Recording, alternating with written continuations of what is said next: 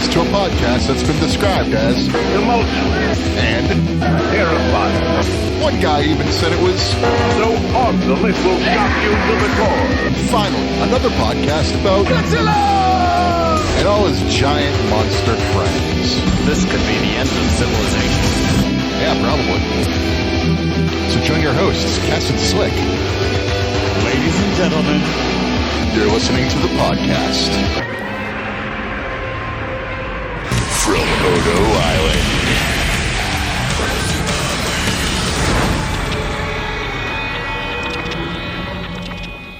Welcome to the podcast from Odo Island. You can follow us on the Twitter at Odo Island Pod.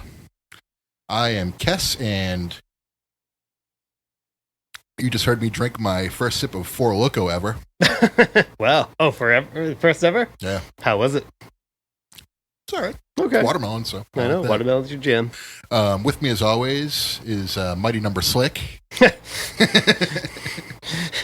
I just had a good rant about Mighty Number 9 off mic and how bad it is. So there's your context. Yeah. So this episode, this bi-monthly episode, is we're going back to our summer tradition of drinking games, and Yeah, no, it always falls right around our anniversary episode. Yeah. Although I think we're an episode behind for this to be our anniversary episode. that's okay. But whatever, it's 3 years in August. And so we chose Godzilla Final Wars as our drinking game. It's not a game. It's not a movie that is supposed to be typically good, but more something that would be fun to watch and have a few drinks to. Of course, yeah. So that's the idea behind this. We usually do Hedera, but we've done that like Twice now. We've done it twice now. And So- plus I have done it multiple times in my personal life, not recorded. So So we're mixing it up, trying something new. Kayfabe, this is the day of SummerSlam, so we're going to be watching that afterwards. But Yep. we're going to record this first. So it'll be a watch-along episode. We'll give you a visual cue. If you have the DVD, you can pop it in, and we'll tell you where and when. But before we get to the main topic on hand, was there any news that you want to inform me of? there wasn't big stuff happening in the news this week. I know like a lot of people were pretty excited that whatever the new MonsterVerse movie is started filming. Yeah. Finally, that was cool. You know, like kind of like when we get that kind of like initial rumblings of like B-roll being shot and all that stuff. Yeah. It's always kind of cool. Yeah, I don't think there was really any other big news. Oh, I've started watching Ultraman Decker on YouTube. That's kind of exciting. I'm not very familiar with newer Ultraman, so this is like my first real foray into like newer Ultraman, which is like really zany compared to the Showa Ultraman that I'm much more familiar with. But you know what? I'm enjoying it. All right. It's kind of like, it's a little like light and fluffy, but it's like also it's like, I don't know, the episodes like they have like an official Ultraman channel where they're just putting them up every week. Like, they have commercials in them, but all the commercials are for Ultraman products because new Ultraman is all about selling products, which is all right. It's fine with me. Including a commercial for Bandai figures that always plays in the middle, and I always go, ooh, that's gonna hit me one night at the right time with the right amount of White Claws in me, and I'm gonna be visiting Hobby Link Japan, and also the Bandai Ultraman figures are like $5 a pop. Oh, So cool. I'm gonna be like crushing those one night, I'm sure. But I mean, it's good. It's I'm still getting used to the concept that like when the dude transforms into Ultraman, he essentially takes like a card that he like scans into like a little card reader thing, and then he sometimes he's like, oh, we gotta bust out some sort of special weapon or call a friend, and he like scans another card, and I was like, okay, so we're kind of like Magic the Gathering in combining Ultraman. You're also making faces right now as you drink this Four Loko. Yeah, so. it's I'm sorry. I'm not trying to. I think that's the bigger story at the moment. I'm not trying to. I'm just like, my world is rocked right now. In a positive way or a negative way? I don't know. Okay. Well, I like the watermelon. okay. Well, it's going to make for a fun Final Wars viewing. But I also kind of feel like I'm throwing up. Yeah, we're not gonna. I mean, I'm fighting for that White Claw sponsorship. I don't know if we're gonna get that Four Loco sponsorship. We'll see. Oh, I'm not fighting for any sponsorship. I'm gonna crack open a White Claw. just so I can balance. Have a this out. chaser. Yeah, no, that's a good because I mean these natural lime White Claws are very delicious. Yeah, I like pretty much all White Claws. I'm on board with that. Mm-hmm. Sorry, I was making faces at your. No, that's all right. Ultraman Decker, entertaining show. It's about 4 episodes in. It's I enjoy it. So there you go. You can watch it as it airs live on YouTube. So maybe a future topic there, but we also have to discuss our purchases first before we get into the main course. Yes, we're gonna front load the episode. So I went on a little mini vacation. Funny story. Hour after I show up, thunderstorm happens, knocks out power for a day. That's the way it goes. So like second day I'm there, I'm like, all right, I'm ready to go because I have heat exhaustion and I am not happy. But I went to Walmart the night I went there, and it had some gems in there. I got the Battle Roar Kong. So good. I've had this for a while. Good figure, like quite a bit. Yeah, I saw it previously in stores, and I was like, whatever. I'll get the Godzilla because I haven't seen that. And now I go into any store and I see nothing but Battle Roar Godzillas and no Kongs. Yeah, it's so seeing funny. this there, I was like, all right, I'll get this now. It was discounted, so yeah, more Playmates figures, cool. Yeah, you haven't opened yours yet. I'm curious when you do open yours if it has the same thing that I had noticed with mine, and that I remember Shinrabjir actually asked me about as well. Like with his, like we both had the thing where it's like as you hit like the roar button a couple times, like especially when you first use it, like Kong's head starts to smell like weird burnt rubber, but it goes away very quickly. It's only the first handful of times you I haven't tried that out. You hit the button, so it's a little weird. I hit the button once and like nothing like that happened, but I'll have to investigate. So you gotta hit the button and just really sniff the head. But that was my purchase for the week. What about you? I got 3 little things, but 3 really cool things. So I was wrong. I thought my Godzilla 98 Taco Bell collection was complete.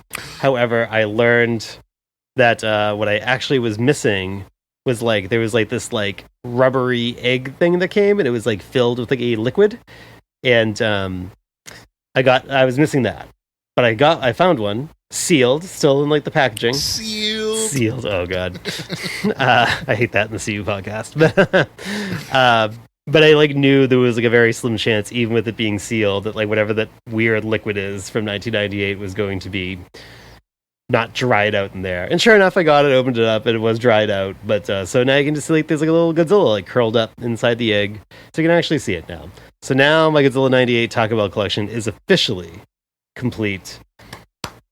But I also completed another collection, and not the bad clips. But I also completed the Carl's Jr. Godzilla the Series collection. I was missing the Heat Seeker, which is the boat that all the human characters ride around in. Oh, like Lance Storm and Chris Jericho? Yes. Oh, those that's are good. thrill seekers. Yes, yeah. So another one that I got sealed, and I said, well, I'm going to open this up. It's the Heat Seeker boat, but it's actually a stamper. And I opened the boat because it comes with like a little pad of paper, and it's like a little stamp of Godzilla footprints. And I was like, this has been sealed since about 1999. Will the stamp work? And sure as shit, it worked. Oh, nice. Oh, it's great. Great. So the Carl's Jr. collection is now complete. The Taco Bell collection is now complete. I will say, though, probably my main event purchase was a San Diego Comic-Con exclusive, and I told you I had my eye on one of these a few episodes back. It's the monogram bag clips, but the Godzilla versus Power Rangers set. So it comes with the Godzilla and King Ghidorah that have already been out, and then it also comes with the Red Ranger and the Dragon Zord. Which I said canonically does make sense because at one point the Red Ranger did have the Dragon Zord coin. Okay, good. Yeah, I was a little, at first I was like, why is it the Red Ranger and the Dragon Zord? But okay, I guess that... Nope, there's a few episodes, so I was like, nope, makes sense. It's good. Okay, good to know. And it's very niche, so it makes me like it even more. All right, good. And it comes in the package, it comes in a very nice like display box, like, and it's filled with the Godzilla versus Power Rangers artwork that's like from like the comic books and stuff. So that made it, and it's like kind of glossy and reflective. That's pretty cool. So I was happy with that. And nice. I think the Godzilla versus Power Rangers comic, I think, is like still going. I only read the first issue, and then I just kind of said, "Oh, when it becomes like a trade paperback, I'll buy it or something." But seems like it's playing out how we expected. My impression is that Godzilla and the Power Rangers have to team up to defeat Rita and the aliens from Planet X. So that I'm cool with that. seems, yeah. I don't really have a sense what's going on. Like when I see people post the comic covers, and I was like, oh yeah, looks like King Ghidorah is like just killing everybody. Cool. All right, so maybe I will check it out. But I didn't like the artwork too much in the first issue that I saw. Okay. It's not, and the writing was not very good. But Gotcha. Yeah. If I find the writing in the modern Godzilla comics is very hit or miss, in my opinion. When it's good, like Half Century War, it's like some of the best stuff I've ever read. But can't say the same. I enjoy the ongoing comics all that much. I would read those and go, "What is this?" But is what it is, I guess. Just like what can I think of that band name now? What is this? It'll come to me. Okay. Anyway, yeah. So I also got a San Diego Comic-Con exclusive figure. You did? The Rip Thompson Zeus 2-pack. Yep. I thought we were going to have I think I even said the last episode, I was like, we're probably going to have some Godzilla news talking about coming out of San Diego Comic-Con because there was tweets about it that made it sound like there was going to be some Godzilla, notable Godzilla announcements, and nothing. It was figures. Oh, what, the Super 7 ones? Yeah. Yeah. Which, but I thought it was going to be movie news or something. Me too. I thought there was going to be something substantial. Yeah, I thought there was Toho is going to announce what their mysterious monster movie is that's filming now or this year or whatever. They're going to do a Toho Direct for that. Yeah, Toho Direct. So no real San Diego Comic-Con news. All right. So other than Mattel winning the day. Oh my God, Mattel! Take all my money, why don't you jerks? That's a whole separate podcast, though. But anyways, without further ado, we're gonna get into the Godzilla Final Wars drinking game. We've already done an episode on this, so if you want a table setting, go listen to that episode. Yeah. Yeah. So, but we will talk about the drinking rules before we jump into this. We've compiled a list which we think are pretty decent. It'll keep us busy. Mm-hmm. And why don't you get into that, Slickster? I'm actually modifying one rule just to kind of ensure nonstop drinking basically during the day, during the movie. So not as I don't think it's as lengthy as our Hedorah rules were. Some crossover rules though. But I think these are very very all-encompassing rules. Yeah. So everything here will just be a drink. Yep. Although there can be an optional waterfall. One optional half a beer rule and waterfall rule. But anyway, so take a drink for cameo of a monster only through stock footage, which is designed to kind of get you drinking quite a bit in the first 5 minutes of this movie. First appearance of a human alien race. You can interpret that how you want, either the human race as a whole or an alien race as a whole. Or if you want to get really wild, every time just a new human appears, I guess. But I'm going to treat it as the human race and the alien race. Monster makes their first appearance. Beam attack is a drink. That was a doozy in the Hedorah game, especially towards the end. Synchronized fighting. So this mostly is for the wire fu scenes, but there's probably a few monster ones we can apply that rule to. Yeah. Don Fry swears or says something funny. So that's to your own discretion, how funny it is. Reference to another movie. And that doesn't mean a Godzilla movie. Any other movie. A monster is killed or KO'd, which can be a half beer if you want it to be, if you were playing the Royal Rumble drinking game rules. Monster violence against humans. And someone says cattle. Which is also that was a good call from Matt, the Atomic Turtle podcast. He said that on Twitter, so that's a good one because now I'll say I have a couple different versions of Final Wars in DVD. Sometimes it's translated to cattle, sometimes it's translated to domesticated animals. Basically, when the asshole leader of Planet X refers to human beings as cattle or domesticated animals, which happens a lot more than you would think. He's not far off because I basically am a cat. Heyo. So those are the rules. I'll post these on Twitter when we're done, which so that you can have them before the episode. Or, if you want to sync it up, we'll give you the cue, or you're just going to kind of listen to us drink and talk through this movie, and hopefully it'll be entertaining. Yeah, and it'll go up 6:05 Monday morning East Coast time, so, I mean... What a way to start your work week. Kegs and eggs. Yeah, kegs and eggs. So, let's talk now about how we're going to start this up. It's Riff Tracks rules. We're going to give you a visual cue. Do you want to tell us which DVD we have, just so that way? Yeah, so we're using the Sony Pictures one that I think is pretty much the only. I think this is the only authorized North American release. So I think this is also the same version of the film that is on like Amazon Prime, YouTube to rent. I think pretty much this version is what you're gonna get. So should link up with whatever you're watching this on if you don't have the DVD, because I think all these DVDs are essentially out of print now. Yeah. And oddly worth a bunch of money. So the visual cue is when the Toho logo pops up, and when it fades to black and the kanji first appears on screen, that second, that is when you want to hit play. So we're going to pause it at that point when the kanji first appears on the screen. It looks like a word, a dash, a word, a dash, and a word. When that's on screen, you want to hit play, and we'll give you a countdown. I think if you're watching the DVD, wasn't the timestamp like 15 seconds, I think? I can't see. Oh. Well, whatever. We're watching this on a 360 because my Xbox One wouldn't read it, so too bad for us. So we'll give you a countdown, a 3, 2, 1 play, and then that's when you want to play the episode. Slick, are you ready? I am ready. The beer is already cracked, so we couldn't crack it for dramatic effect, but...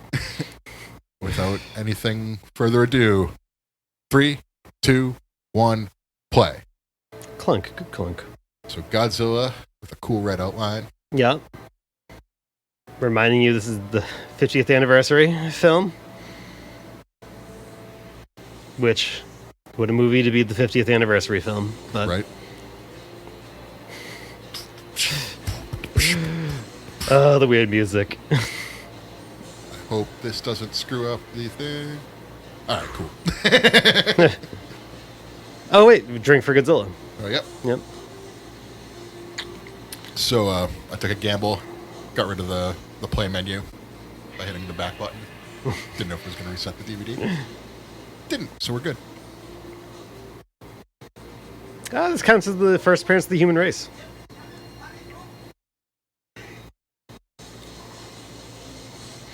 The Gotenga making its return to films. We have not watched Octagon. Actually, I've never even seen Octagon. I've only seen clips of Octagon. But I always say the Final Wars suit is my least favorite of the Millennium series. Yeah, of the Millennium series, I guess it is also probably my least favorite, but still one I like a lot. Yes. He's very cat-like. Yes. It still even looks more good. so than the others, so...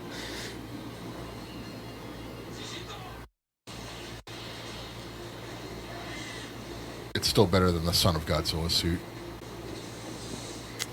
Yeah, I think that is truly the only bad Godzilla suit. You could argue the Godzilla vs. Kong suit is bad, or the King Kong vs. Godzilla suit, I mean. That's but bad? I like it because it's so what? goofy looking. That's like I'd put that in the top 6, maybe.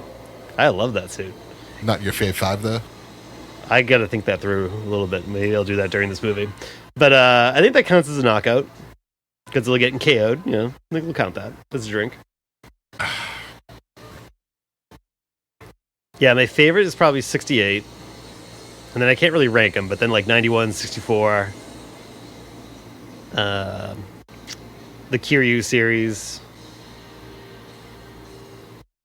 Then probably like Shin or the original. I don't know. So I guess, yeah, it's in the top 6, 7. I like the Super Nintendo JRPG music. Three monsters appear only in stock footage. That was Varan, Gazora, Baragon. Oh god, Mega Garrus, 5, 6. I think that was 7 drinks. Oh. Yep. Well, everyone getting their stock footage cameos in the beginning. Well, that's the end of that rule. So I don't think that rule is going to come back. That was punishing. Listen, I wanted a rule that hits you right in the face at the beginning. Yeah, I'm almost done with this first claw. But as I was saying, the Super Nintendo JRPG music in the background, Oh yeah. very enjoyable. I like when movies don't have like orchestrated soundtracks. If they have like, synth soundtracks, always enjoyable. I still do like orchestrated ones too. So this title theme for a little bit of Odo Island podcast trivia. Kes and I were in a metal band that used this a handful of times as our walkout, our intro music when we wanted to be really extra at a few shows.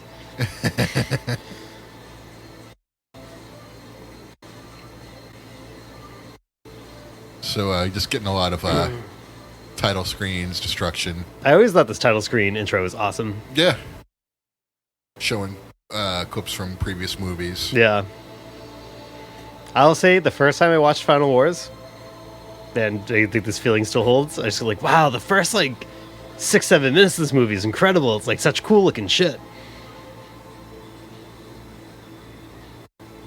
Then historically, my opinion kind of drops off from there. But So you're saying Vince Russo had a hand in this?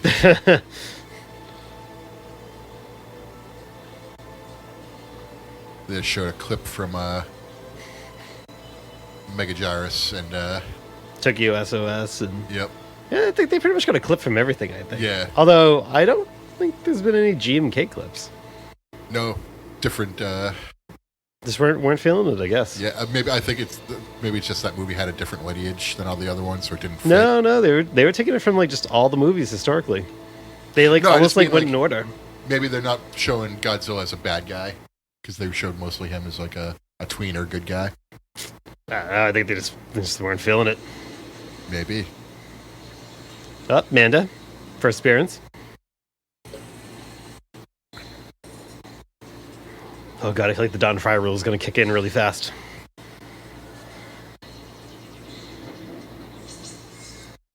Also, I think this should count as a reference to Atragon, so that's a reference to another movie. So I think that's a drink.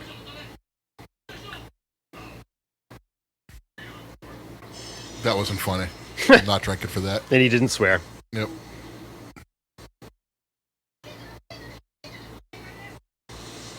Take it to the limit. No, it is funny that the boat is water's coming in, sparks going everywhere, Don Fry's just sitting there not moving. No, I mean, that go was right fun. into it. That's pretty funny. Go right into it.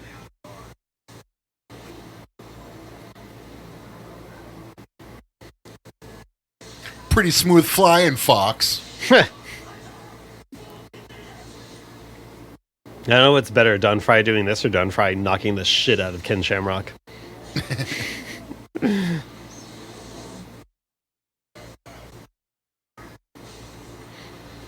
Ken Shamrock doesn't even seem like that bad of a dude. It's just, he's just so annoying.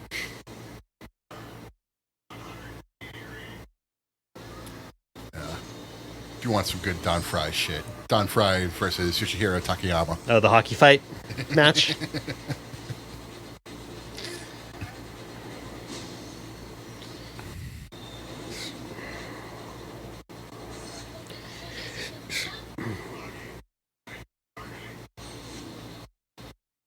So he's saying isn't funny, but he just looks funny saying it. Yeah.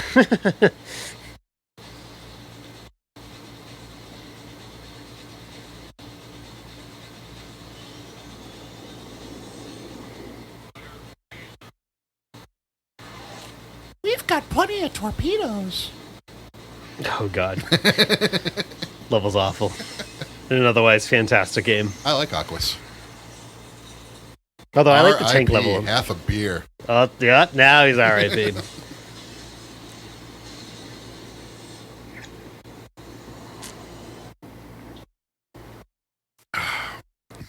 We should honor the dead guy half beer tradition, though.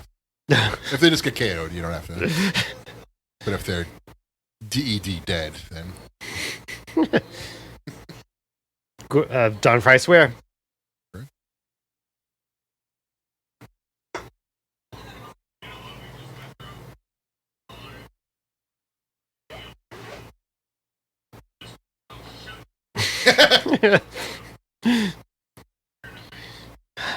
Yeah, everything Don Fry says is unintentionally funny. How is he not like a crossover, like American star too? I'll never know. The world's a vampire, I guess. Oh, synchronized fighting? Oh no, I mean like fighting going on at the same time in two spots. Oh. Oh, okay. So if you want to make, yeah, I think the Wire Fu fight should be a drink because they're just so. Yeah. My synchronized fighting rule was very specific. I understand now. I'm singing a lot in this episode. Must be the blueberry gummies I purchased. I mean, I've watched this movie a bunch of times, but I'm trying to like think back to like when I watched this movie for the very first time, and this like weird shit was like just started happening. I was like, "What is this movie?" So this is the Matrix drink. Okay. Oh God, really? It's the Matrix shit. Like it's a cool shot. I'm not gonna lie. Like I do like it. It's just like it's at this point it's contrived. Yeah, in the context of like 2004, 2005, That's like when you're watching this. Matrix has been out for 5 years. At this point.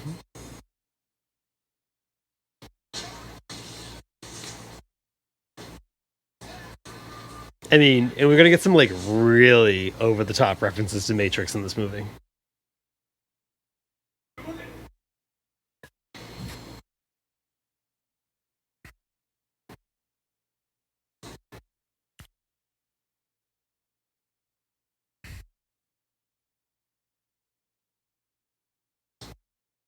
This looks exactly like a shot from Blade.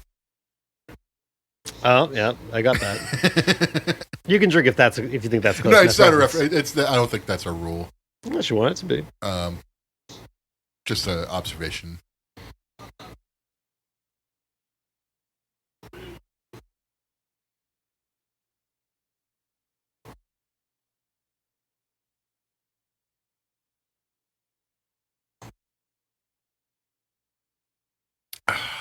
I'm just drinking for the hell of it now. we had a 8-second lull without a rule.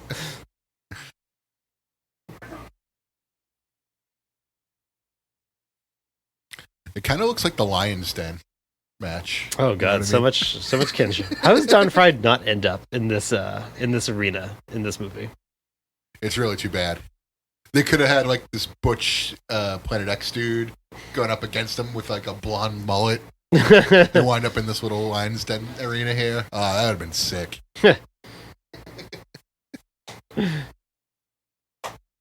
They do just get the guy from that Pride fight. Yeah, Takayama. They get Don Severn. It's almost becomes a mirror match. Dan Severn. Oh, I say Don. Yeah, Dan Severn. Dan Severn. The Beast.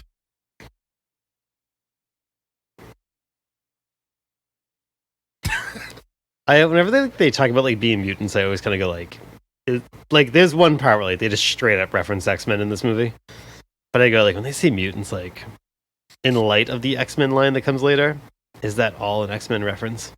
Maybe. Which conscience be your guide in that drink then? All right.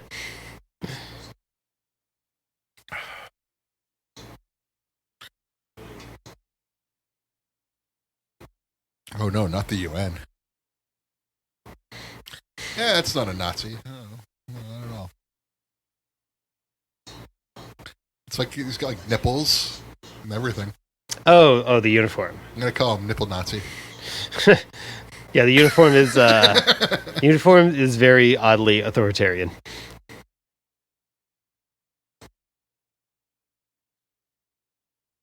They're out. I get. Yeah, look at them. Yeah. Yeah, it's maybe that one should have gone back to the drawing board a little bit. Also looks like the same. Also, kind of bolstering your point, looks like the same uniforms like V for Vendetta that all the bad guys got. Oh, he did the whole "she must be right behind me" gag.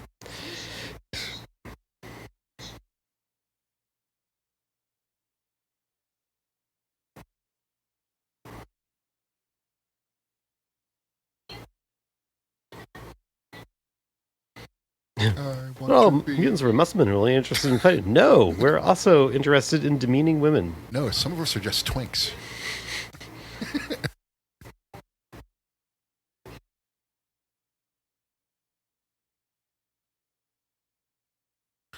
The night the scientists danced atop the ECW arena.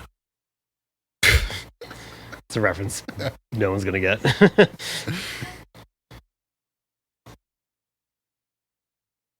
If Brian ever listens to this episode for randomly, he'll get it. He'll appreciate it. It's for you, Brian. Dude, I can't get over the nipples. They're actually just pierced right onto his actual nipples. They hurt when you twist them. This counts as a first appearance of Geigen.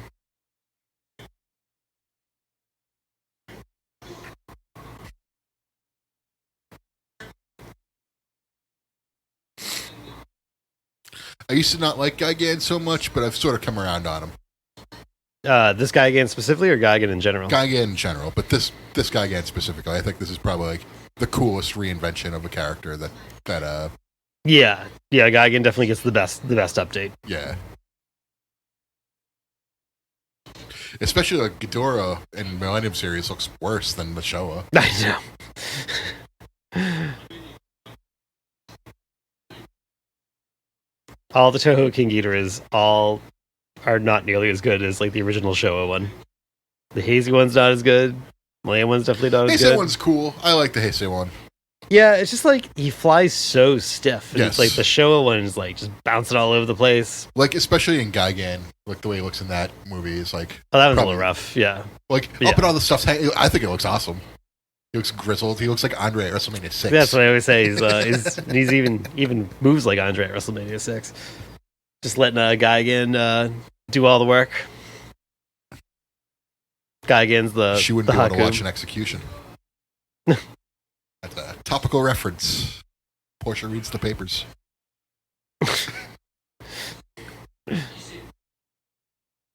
Kira Takarada from the first movie. And many other Godzilla movies, but notably the first movie. Just died not too long ago. Yeah. That's too bad. That's a cool suit, by the way. It's also too bad that a lot of people have mentioned this, but it's like he filmed a cameo in Godzilla 2014 that ultimately was cut. It still hasn't been It still hasn't been released. That's too bad. Yeah. They should put that in the next Godzilla movie. That'd be very nice of them. Yeah, if they ever maybe I figured like the last time they like remastered Godzilla 2014 because like all the other copies were just so dark that I was like, okay, maybe now it's gonna finally get on there as a special feature. Still hasn't. There's pictures of the scene being filmed though.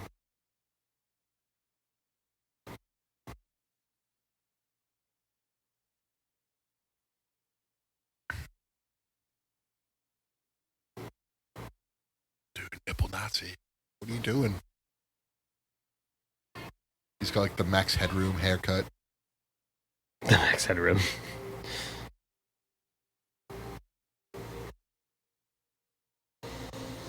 Unnecessary Matrix shot right there.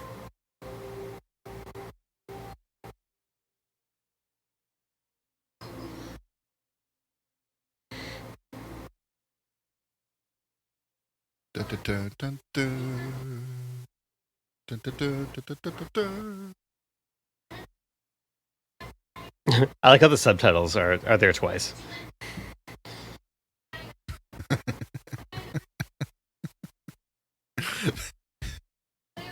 I get the reasoning, but it's a little unnecessary. Yeah.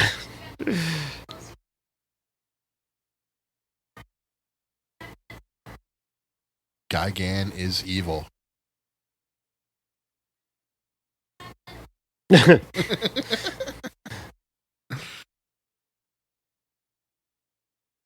kind of like all this stuff about like the mutants, Gigan, whatever, all being like connected to like the Planet X aliens is like so harped on in the beginning and then just kind of like disappears for the most part until like the end of the movie.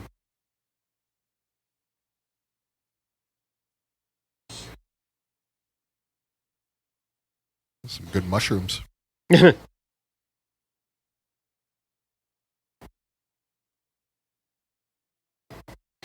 Take this plot device.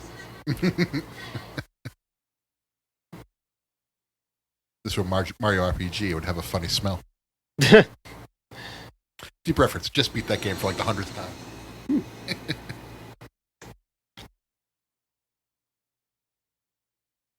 Well, I suspect a couple drinking rules are coming up. Rigged. No. I'm not going to do the Emperor. It's Homelander. Well, we get Rodan and violence against people. Oh, we forgot another rule. Drink every time there's a pimp on screen. Oh, well, here you go.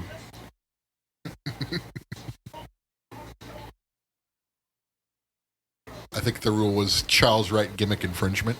I remember, like, back in the day, there was like an interview in GFan with like basically like everybody that was like in this scene, and it was like they tried so hard to like try to milk out like a decently long interview over like these guys like filming this scene. They're just like, I don't know, man. We were kind of brought in to do this like corny shit, and it was just Drink for dubbed over swearing. Yeah. Oh, we're about to get the wet. It's not a rule. Drink for the wacky sound effect that's about to happen.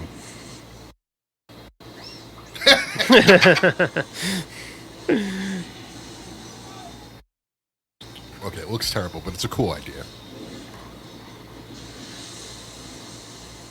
I really don't like this Rodan suit. It's too skinny or something. I don't know what It'd be like a Batman TV show suit. Yeah, it looks very cheap.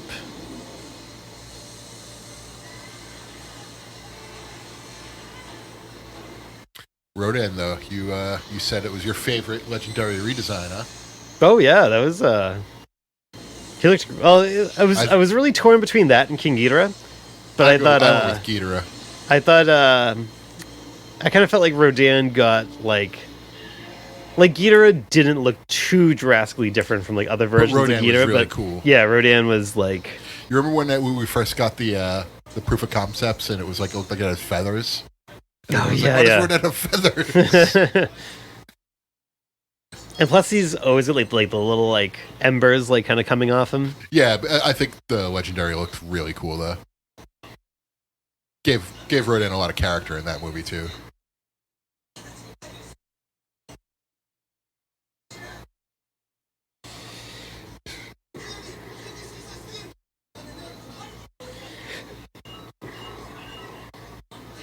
Get ready for a lot of drinks.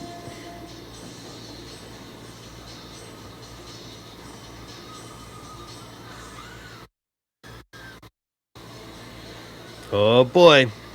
I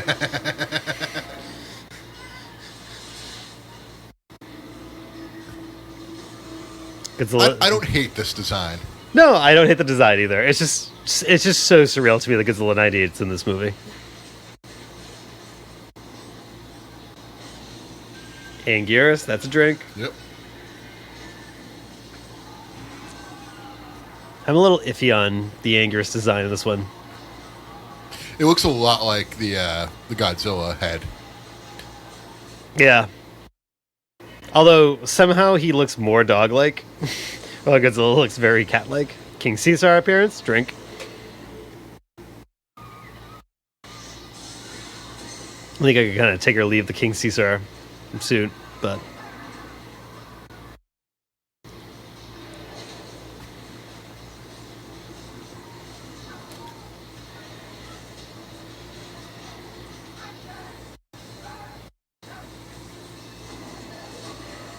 I won't leave you.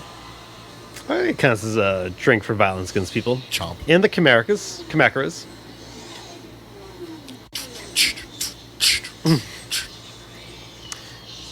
I mean, So that's in Paris. the Kamaras didn't really get their design changed, but I actually thought they looked pretty good in this.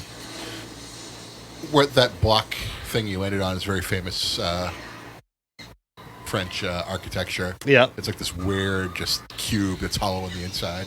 It serves no purpose other than just being weird looking. Also, we owe a drink for the Kamunga appearance. Yep.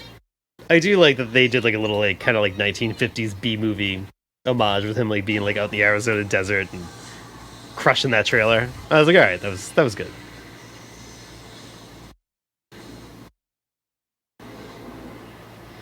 If you ever want a good chuckle, a lot of these Final War suits were kind of paired up with the GMK Ghidorah and the Godzilla 2000 Mega Gear suit, and they like had like fights in as like bonus things that you unlock in a pachinko game. They're easy to find on YouTube. See, but Ghidorah acts like Showa King Ghidorah, but it's the GMK suit. I think I've seen those. Yeah, I mean they're short. They're like a minute long.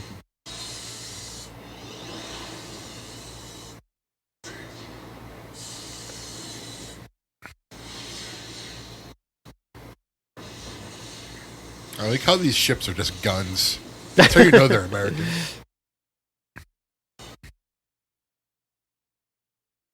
I forgot about this. Yeah. Still, by the way, First appearance of Minula. First appearance Minula, Return of the Jedi. I'll accept that reference. Yeah.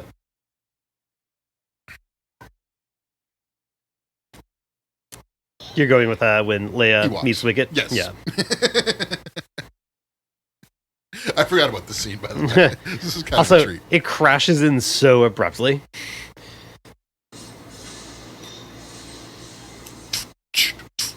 They really should have the music here.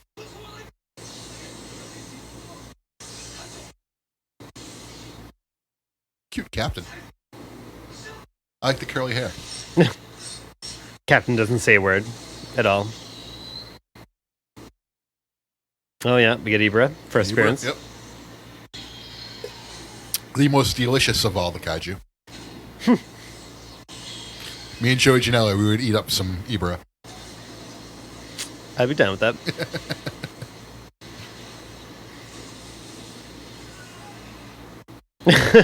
I always liked how they were just like, yeah, we just need to have like some like Jeep go like flying around here. There's never a bad reason to have like a cool car explosion scene in a This movie. has, like, I'm completely cool with this. Yeah, no, it's just funny because like there's just so many just like going off randomly. I thought that was cool. It looks like when you go to like Universal Studios and you go to like one of those like special effects shows or whatever. Yes. These dudes look like they're about to go play paintball. Or laser tag. Or With laser like the weird things that got their chest and back. I'm a member.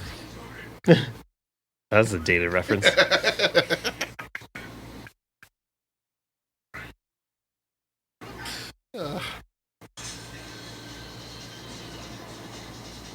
Finally, we get some music. I mean, it's tricky, but I mean, it's music. Another dated reference. I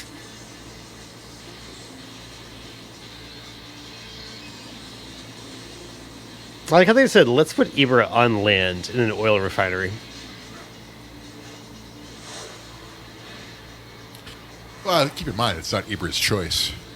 That's true. Well, then perhaps that was bad planning by the bad strategic planning by the There you aliens. go.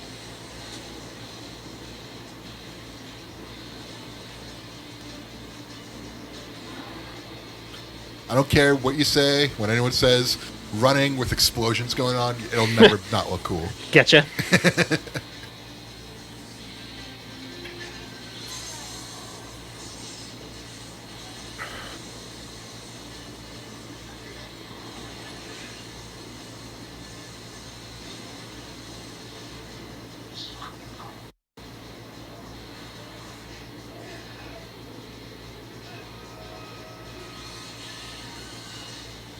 Way to copy that Wolverine movie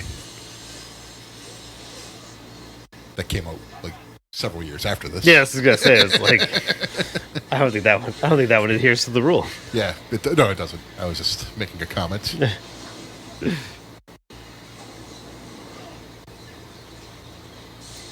For what it is, this looks good. For the time, I mean, sure. Yeah. And for like the not small budgets these movies work with, but Yeah. if you gotta have the human characters go over somebody, guess Eber is Yeah. the one to put him over. You gotta figure Eber is like the least impressive of all these kaijus. It's just a big lobster.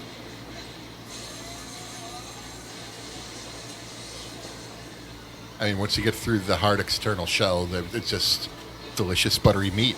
I think it's more a shrimp than a lobster. Oh, that's definitely a lobster. It's a crustacean, man. That shell. I forgot about that line.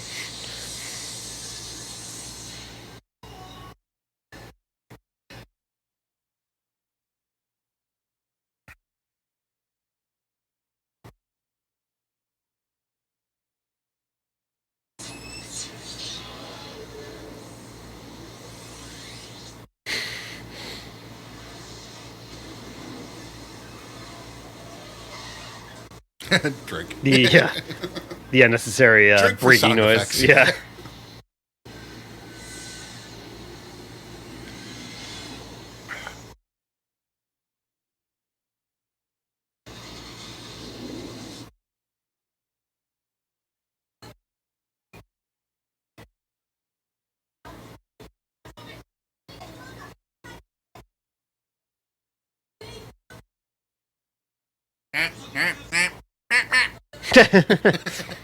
That has a little Godzilla cameo in it.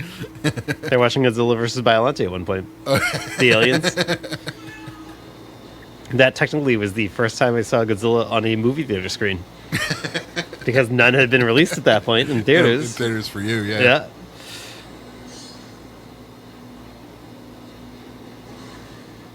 Yeah, we got Godzilla 2000 now. That's not bad. No, but Mars Attacks was well before all that. No, I know. I'm just saying. Yeah. For, Oh, yeah. For a real Yeah. priced one. Yes. Could have done a lot worse.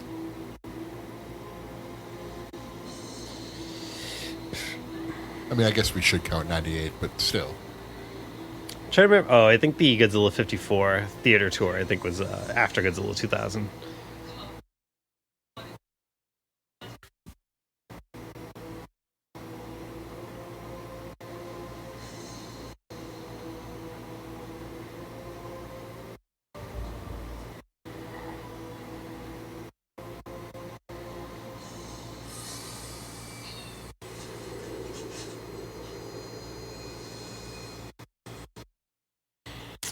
Is that beaming down like Star Trek?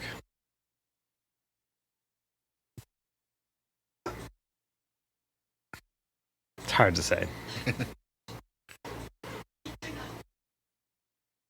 Don't mind me. I'm just getting another drink. Well, I'm going to be in that same boat in a moment. It's a very cool suit. I'm not usually one for long coats, but like, I think that's a very cool suit. It's very shiny. It's shiny silver and black shirt with a silver Silver tie. It looks cool. I don't. Yeah. I'd wear that to a rave.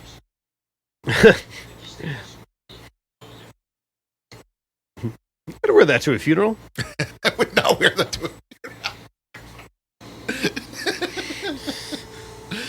You just stand there smiling the whole time. What's wrong with you? Sorry, my linen suit was at the dry cleaners. Drink. Oh, yep. First appearance of an alien race. Part of me's gonna have another drink too, because I'm assuming this like intro scene with the Planet X aliens is like a reference to some movie, and I just can't place it.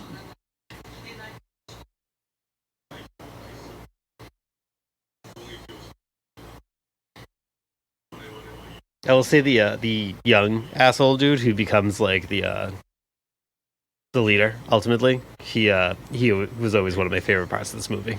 He was just so ridiculous. And such a dickhead. Yeah. I mean, he thought that Zilla stood a chance against Godzilla. He makes me think of like what would happen if like Starscream successfully killed Megatron and took over.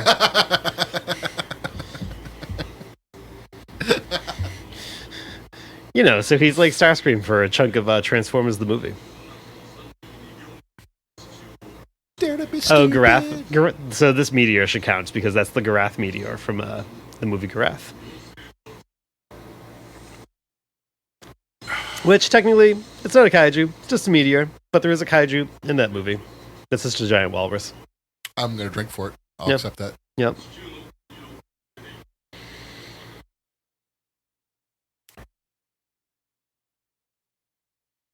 Also, that Garath meteor, just, again, another little plot point that is just going to be kind of forgotten about until the very end of the movie.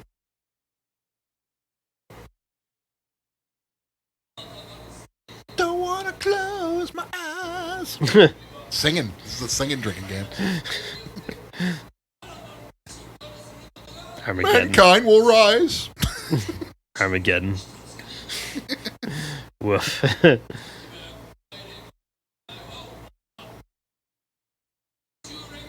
Russian parts, American parts, all made in China.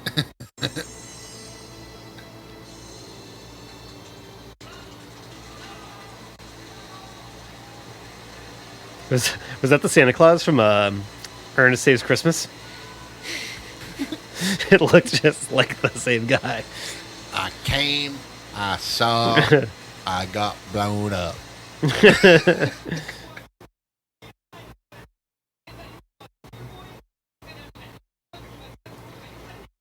Watched Ernest Saves Christmas this past December.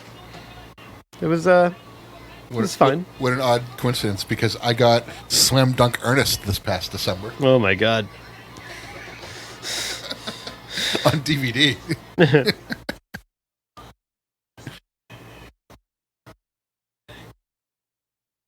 So this is not a reference to the movie, but I think this is totally a reference to X Japan. So I'm going to drink for that. Okay. Yeah. Are we making some rules up on the fly? Yes. Yeah. That's all good drinking games should. Yeah. But this is totally like X Japan stuff. That was a cool song. That sophomore movie. Oh, Jade. No, it was four. Yeah. Jade came after that. Can't you see me standing right here? That was their reunion song. Yeah. When they first got back together.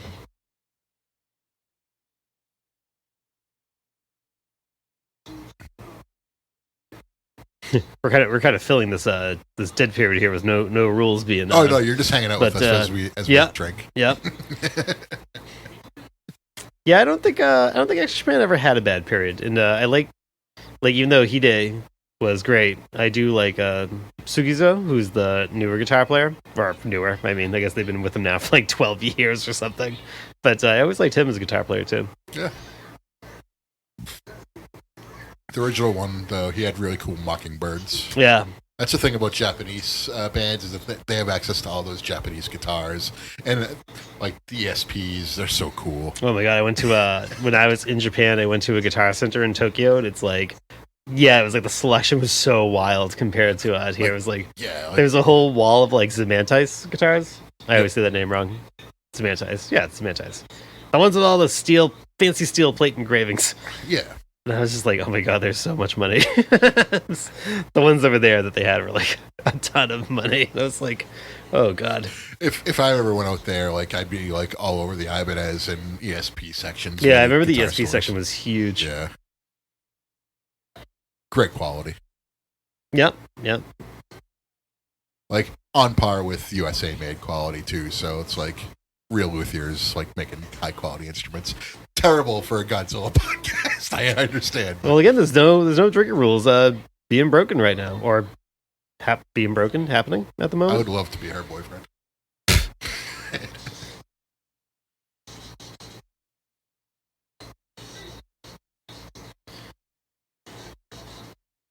We're gonna take a drink for no drinking rules being broken. Just the lull. Yeah.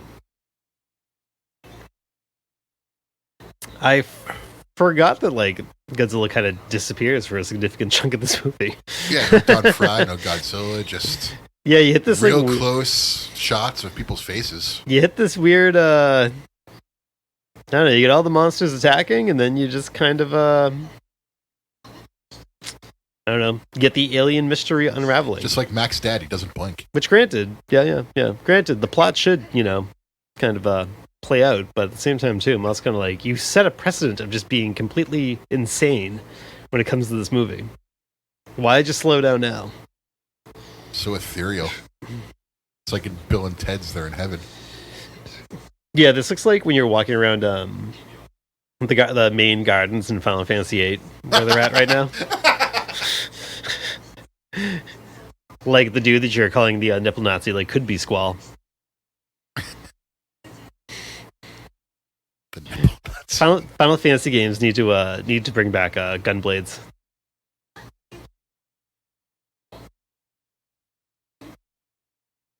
I always appreciated Final Fantasy VIII. I always thought I got a bad rep. I have it. I haven't played through it, but I have it.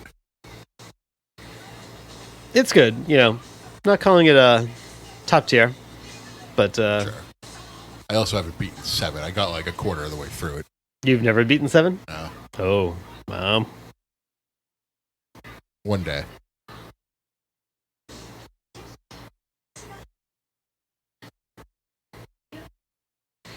Dude, Also, I like if you how went to a hospital for that, they'd be like, get out of here. I also like how he just wears that suit all the time. Yeah. Maybe it's all different silver suits. I was going to say, he's got a different tie on.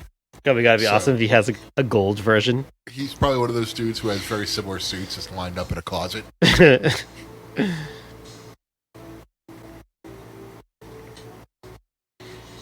I used to have a lot of suit variety. Now I just tend to wear all black suits, and some of them have more distinct stripes than the others. Nope, I have a rule. Every suit I wear, tweed jacket, pink shirt. Tweet jacket. Or it's raw. I was going to say, it's a good Andre reference.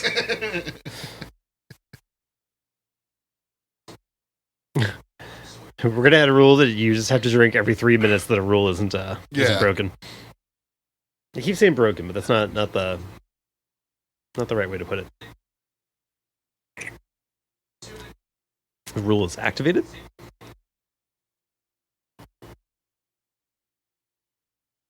I feel like this is like the podcast that like I often listen to podcasts like when I'm like falling asleep. You kind of like wake up in the middle of it. I feel like these like commentary podcasts are like good for that.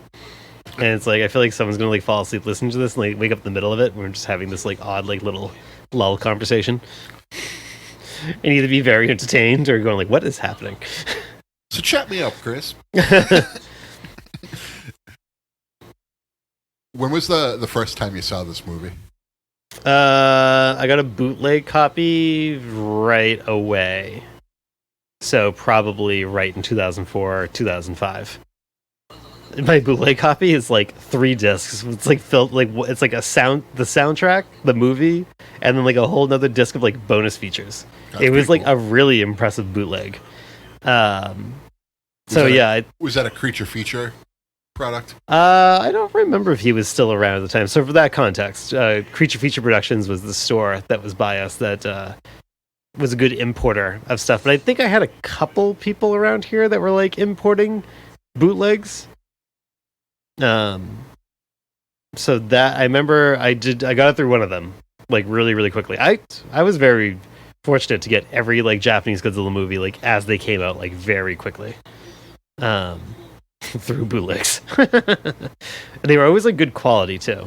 I do have a Godzilla 2000 one that I think is maybe perhaps somebody filming it in a movie theater, but at the same time, I really want to see Godzilla 2000, so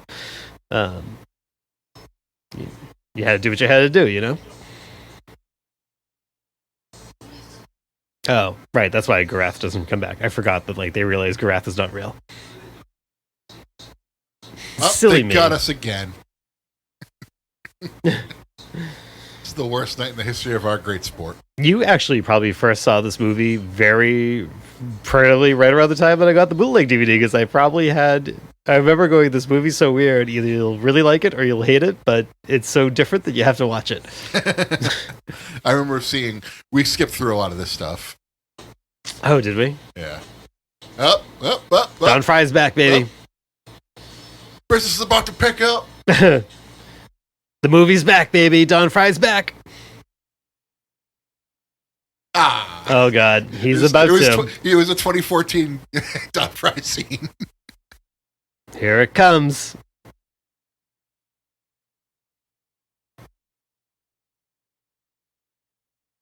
Oh, Don Fry. Also, the little music break. All right. We're back in business now. I remember a thing that happens towards the end of this movie.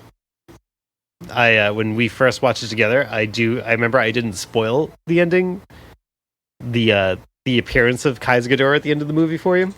And I do remember when we first watched it, and like you didn't know that like Monster X becomes Kaiser Ghidorah. I still remember like a very audible reaction when the three heads first came up, because you were like, "Oh, sick!" And I remember going, "Yeah, like if you didn't know that was going to happen, like that was pretty sweet." He's my boy.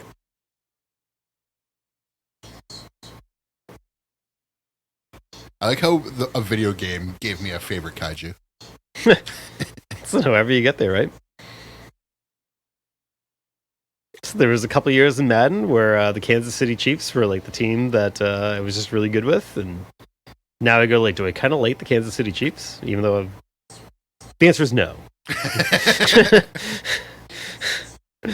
Speaking of the Chiefs, one of the ex-Chiefs caught a 65-yard pass to Tagovailoa today. Oh, did he? Oh, yeah. I'm afraid now. We won't get too sidetracked in this, but I hear tensions boiled over quite a bit at the Bills practice earlier today. So Good. a little shoving match between the QB and one of the defensive linemen. Oh, okay. That's no big deal then. That'll happen.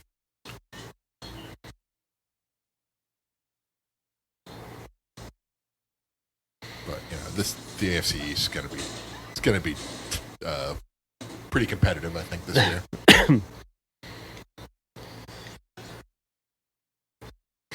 So we got Akira Takada wearing a 6 silver suit, and she has like this sweet red leather jacket that I would totally wear, unironically.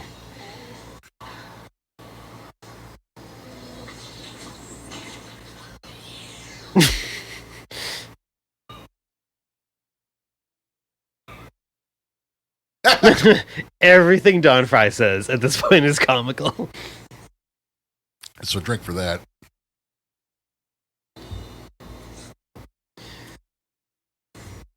Oh. I like how the leader from Planet X like looks like Darth Vader when he like loses his helmet in Return of the Jedi, with like the way like his outfit is. He looks a lot. Made like him so Darth pale. Vader. He looks like he's Darth Vader about to die. He looks just like Hayden Christensen. He also hates sand. Not just the men, but the women and the children. They get married after that. They do. They sure do. I feel like she knew he was a snake when she let him in. I want to go back and rewatch those. I feel like I gotta say that I've done that in the past few years, and the second movie, the Attack of the Clones, not so bad. I always liked Attack of the Clones quite a bit. I didn't like Phantom Menace. Yeah, I feel like the redeeming thing with Phantom Menace is the lightsaber duel at the end, which I'll say is the best lightsaber fight in all of Star Wars. It's over, Anakin. I have the high ground. No, that's Revenge of the Sith. I'm talking you're about talking Darth about Maul Darth versus Maul and, yeah. and Yoda. Yeah. Oh no, Darth Maul, Qui-Gon Jinn, and Obi-Wan. Well, I was thinking. I was You're thinking of confusing, Dooku. Dooku, yeah. Yeah, Thank you, Dooku and Yoda. I've had too many White Claws now. Not enough for Loco.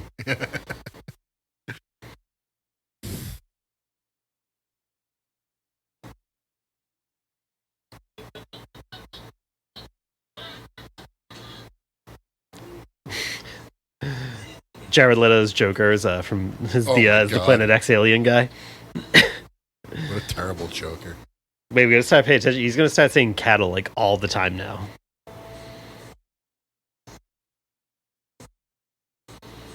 I feel like after that 20 minutes, it's gonna be like nonstop drinking now. Everyone looks at the alien.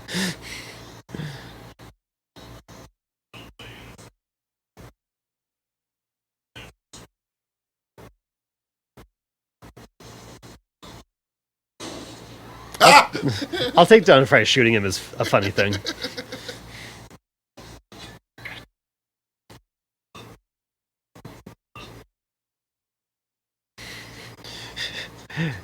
I'll take this as a reference to scanners. So I think that's a drink.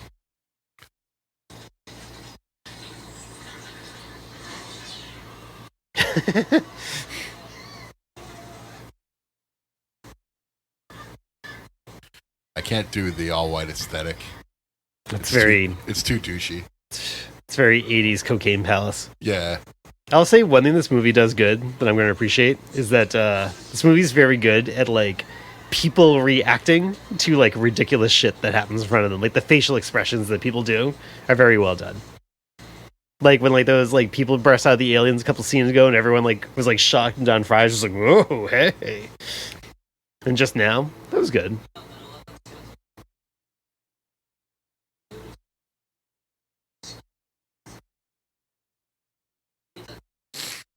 Say it. Say the line, Bart. Yes! Yep, there it is. There's cattle.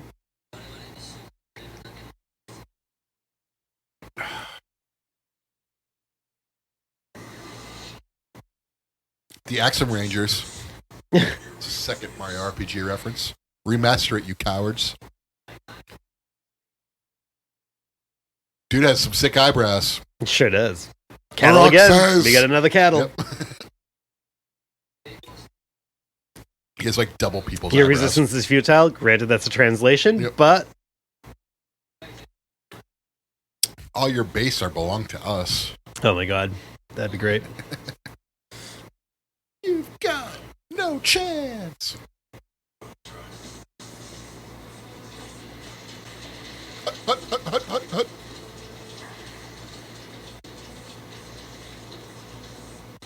So where are you currently at with this movie? Because I don't think we're going to get a drink in a minute here. But is this good? Is this too dumb?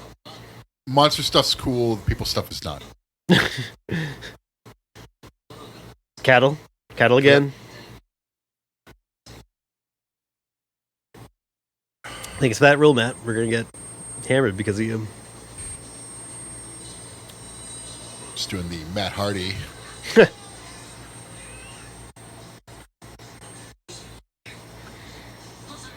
This gets back to like what I was saying, like when this was like going to be the last Godzilla movie for a long time, like, and for a while I thought like it was going to be the last Godzilla movie ever, and I was like, this is what we end with. Excuse me.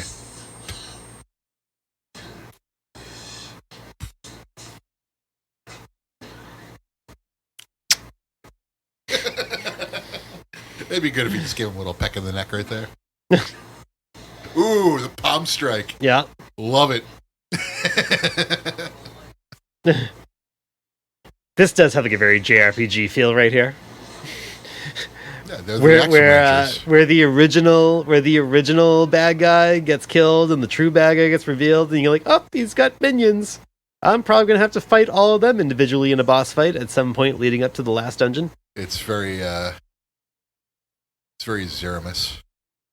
It's very every Final Fantasy game. Except 7.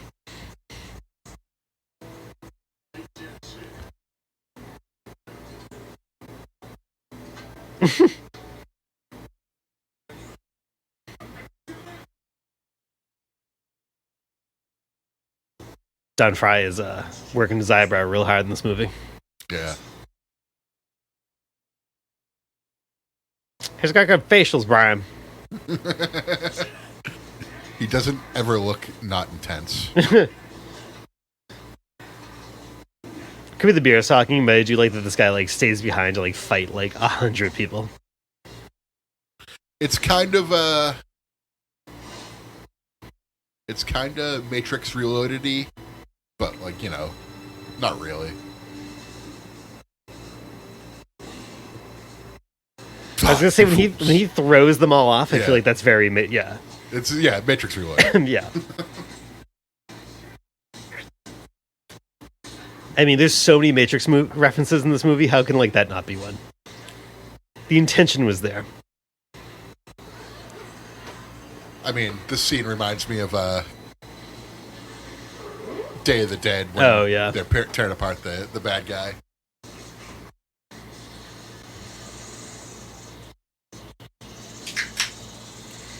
Underrated movie.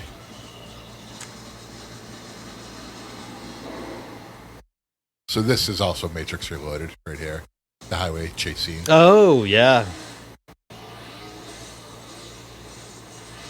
It's even got like a teal filter going on. Almost like the green filter the Matrix movies have.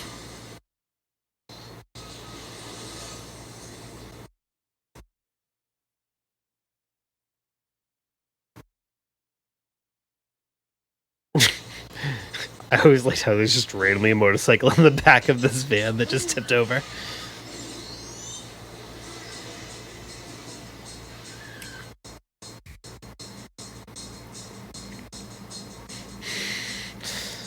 I mean, this is got to be a reference to something, right? Just has to be.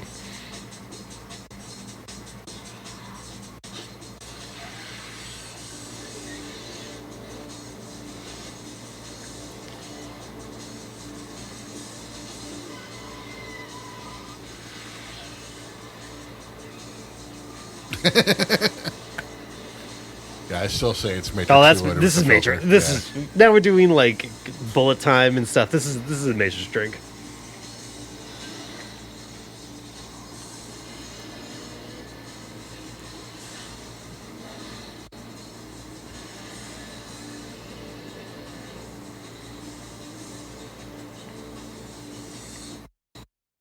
This looks like could be from like a music video. At this point. I know it's like so saturated and like washed out. Yeah. It's reminding me of the music video for "The Way" by Fastball.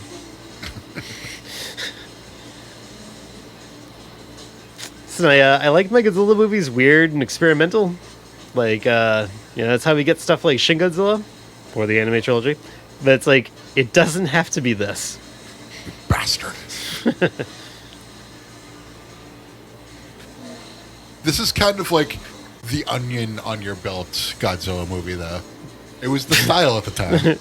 I mean they hired like a trendy director who was like the Quentin Tarantino of Japan. He'd done Versus, and they wanted this is like, but it did not resonate. This was like one of like the lowest. I think this is the lowest attended Godzilla movie besides Tyra Mechagodzilla. I mean, I kind of new rule. If Godzilla is not in a 30-minute stretch of your movie, it can no longer be called Godzilla. I realized that was very Bill Maher of me, and I immediately take that.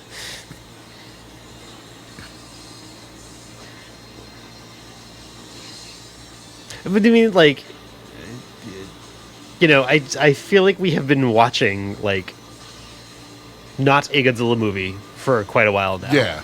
Oh. That's what always hit me about this movie is that like it's like there are other movies where like Godzilla's not around a lot, but like you feel like he's like referenced or he's like being like in the background or something like, or like people are motivated to do something because of Godzilla. When Poochie isn't on screen, characters should be asking, Where is Poochie? But this is like they break the Poochie rule. We're gonna take this as Gigan's true appearance. So Okay, sure.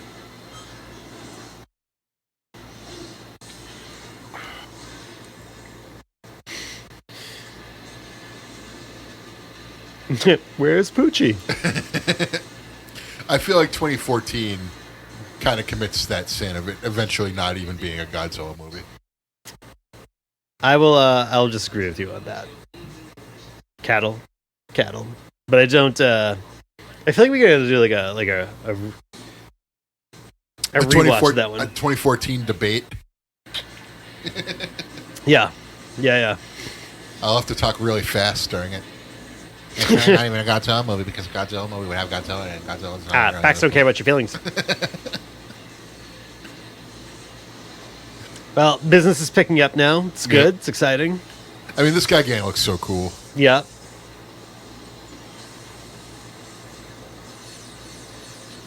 The Sangerous, I don't know. I don't know if it looks really cool. It's a Final Wars Anguirus. Yeah, That's the best way to describe it. I'm just happy he got another prominent role. What? and you know, gets a big kill. Actually, he really fucks them up. Jeez.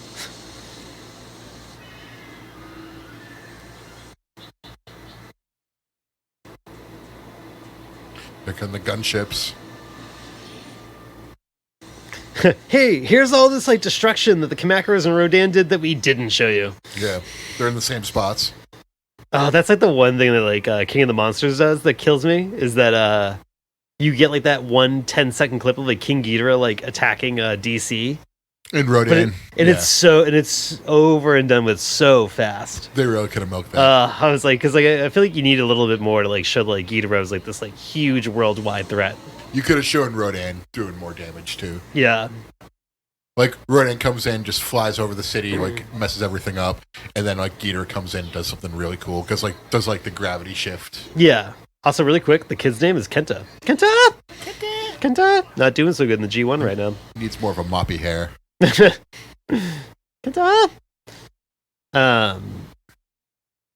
Yeah, if I could rebook King of the Monsters, I would have made sure you get more of Ghidorah attacking DC. And maybe, I don't know if this is a popular take or not, I wouldn't have done the oxygen destroyer business in that fight in the ocean. I just would have had Ghidorah go over clean at that part. Or maybe Rodan causes Godzilla to lose. I would have had him go over clean. No, I feel like Ghidorah he would have great Khalid the Undertaker. Ghidorah could have gone over more as a heel if he had like his right-hand man helping him. No. It would have been more impactful. Well, he wasn't his right-hand man at that point. He beat the shit out of him If they fought, he hit the beam, and then Rodan took the beam and was like, oh no, I gotta get with this guy because this guy's the toughest SOB in the land. So if he proves himself worthy of like being Ghidorah's second by helping him defeat Godzilla, and then they fly up, that scene would have made more sense where Rodan bows to Ghidorah. Sure, yeah. I still would have had him booked him like Great Khali going over Undertaker. Very AEW of you.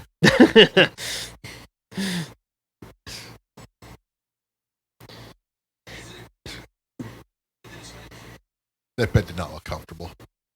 It looked like a blanket on a shelf.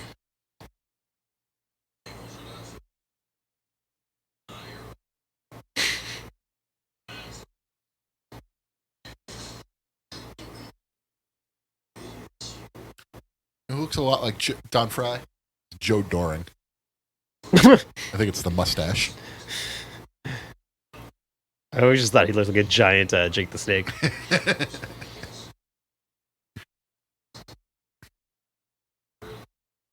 Across the streams. When Don Fry's like, he's like, oh, there's no world left destroyed. They It's did like, this much in Godzilla. it's like, well, we didn't see it. We were just told that the world's been destroyed. Ibra fragments.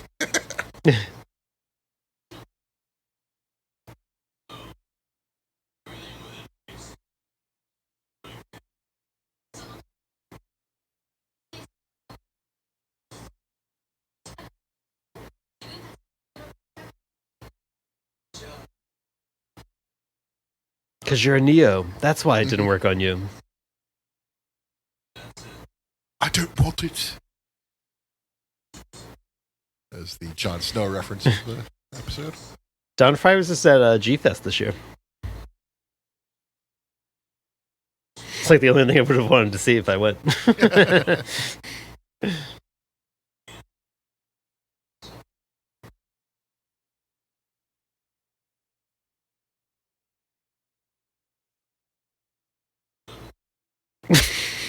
Don Fry having a flashback. Gets a drink.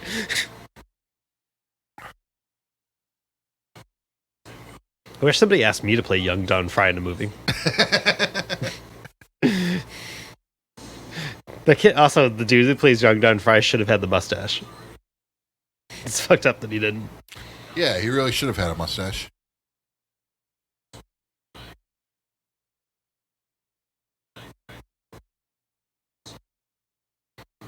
I feel like that makes the mustache its own entity now. Mm. So something he earned through life experience. They say Don Fry was a very, very nice guy during the filming of this movie. Very nice on set with his co-stars. Yeah, well, nice guys finish last. So. No. Still no Dan Severn though.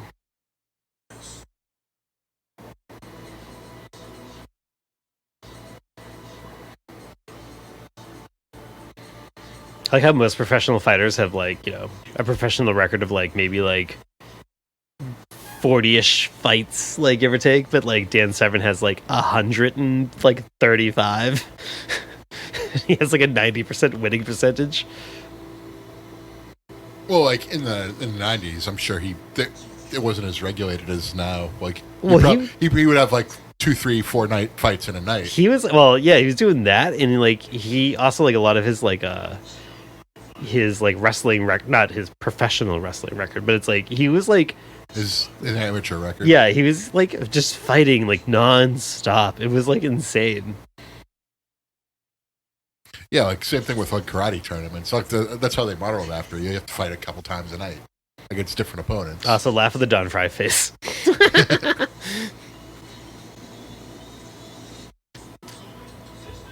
Watching him like legit German suplex dudes into oblivion was the best.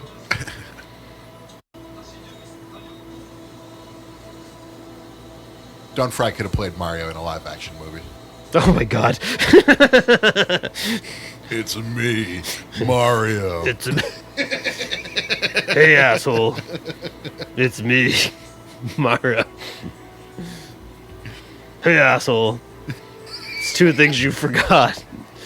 One is me, and the other is Luigi. I'm a Luigi, number 1.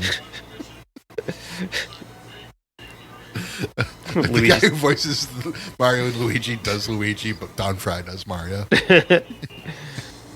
Oh, that's the name of the movie. Yeah, I guess that's a drink. I bet this is literally the only Godzilla movie where the title is said during the movie. Except if it's called Godzilla. Well, sure. Yeah.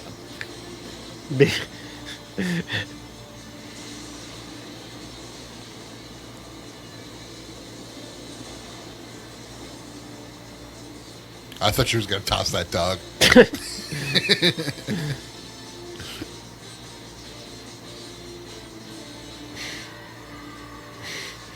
Also, that dude did successfully kick the asses of 100 dudes.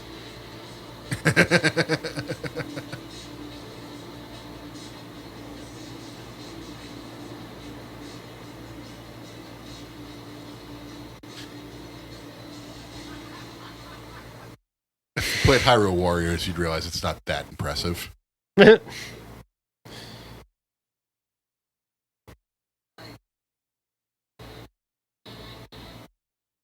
This is a reference to another movie because this is from the Godzilla vs. Mechagodzilla soundtrack from '74. Also, we have violence against people coming up.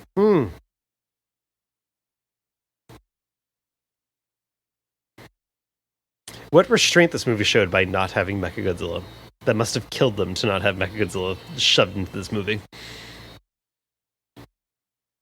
Although I think he was planned at some point. Dude, that dude has nipples in his shirt too. What's going on? What is with 2004, 2005, and like I don't remember this. The nipple thing? I don't know.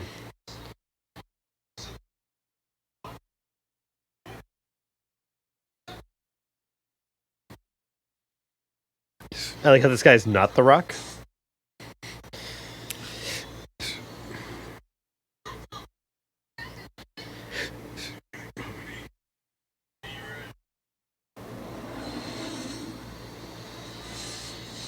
Beam. Oh, yep, beam. Forgot about the beam rule. That's going to come into play quite a bit now. Thank you, Gigan. What a champion you are. Oh, it's the Sky Dome.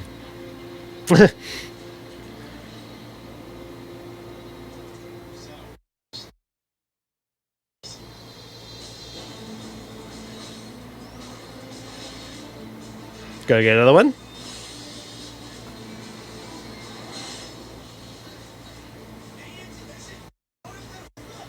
Half a beer for the main engine. There's so much like weird attempts at comedy in this movie.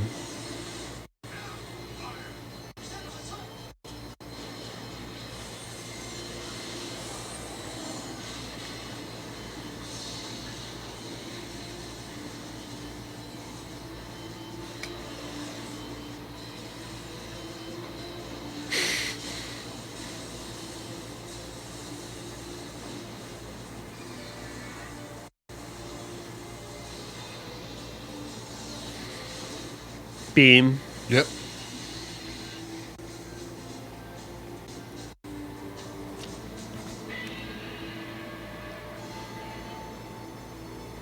Like how they said, do you want to see Godzilla break out of that prison? Nope, fuck you. He's just going to be standing here. No dramatic entrance for you. He does have fire eyes. Yeah. He's a Sith Lord.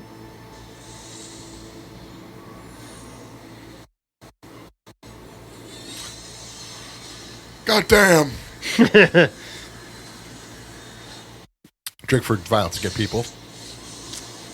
Yeah, there's a lot of drinks right here in this second.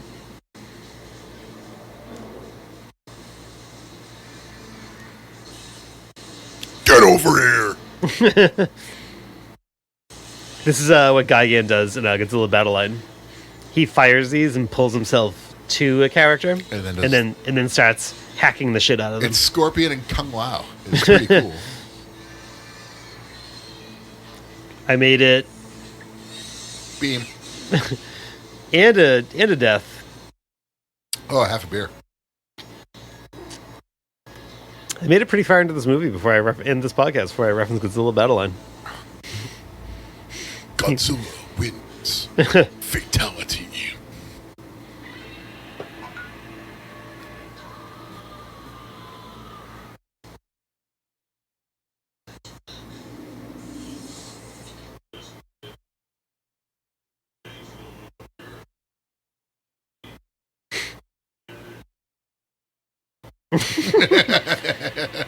Badass.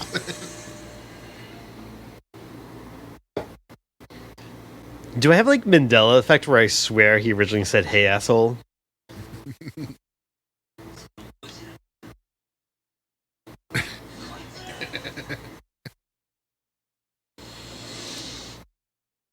That thing that was Garath, that's not Garath. I don't know. Something similar did happen in the Borenstone Bears, though.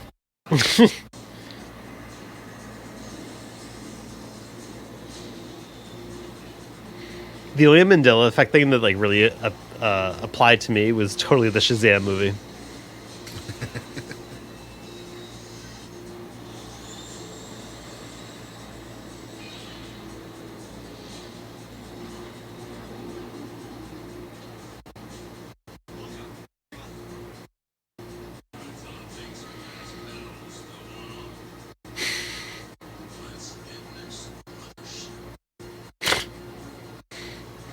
I guess if I chuckle at something Don Fry says, I guess I have to drink. Yep. That's what I've been doing. Oh, Godzilla going for a swim. Damn it! Kenta! Kenta!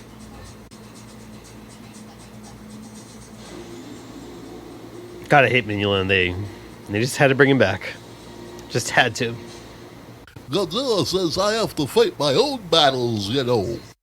Well, here we go, baby. It's about to get wild. Drink for some 41, I guess.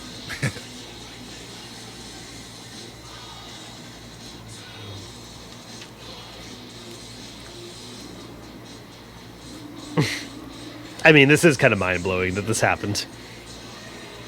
The forbidden door has been opened. Yeah, it's just Godzilla forbidden door right here.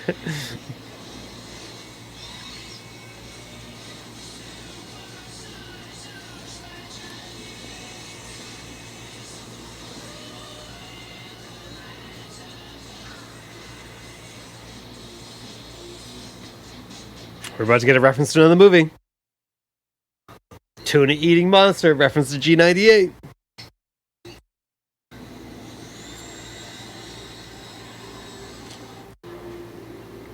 Oh yeah, this is a good one.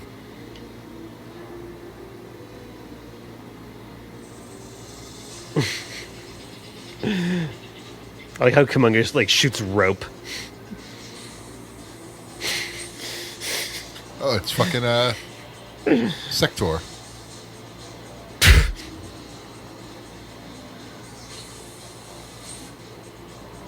Spider-Man. Spider-Man. You know, I'm something of a Spider-Man myself.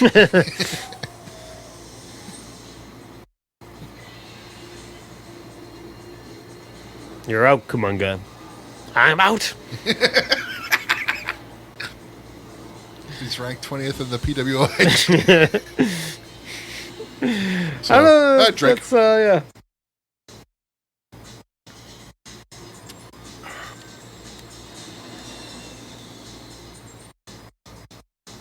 I want to put a big giant screw in like the hood of my car. So it look like that shit.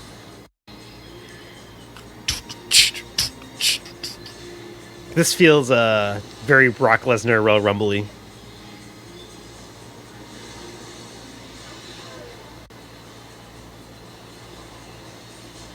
You know, you can teleport these monsters anywhere. You'd think it would make more sense if you just dumped them all at once in front of Godzilla. But then, hey, you wouldn't get him running the gauntlet, right?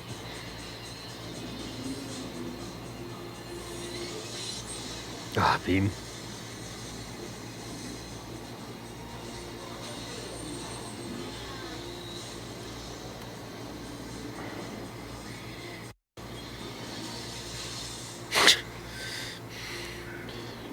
Just impales him. Sub-Zero! More like Plain Zero!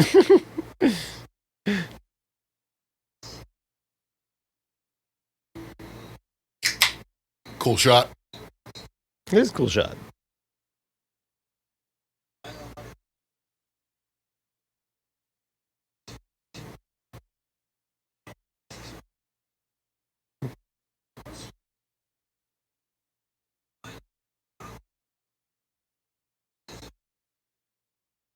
This movie probably would be actually a lot better if it like actually focused on this trio of like this guy and Kenta and Minula.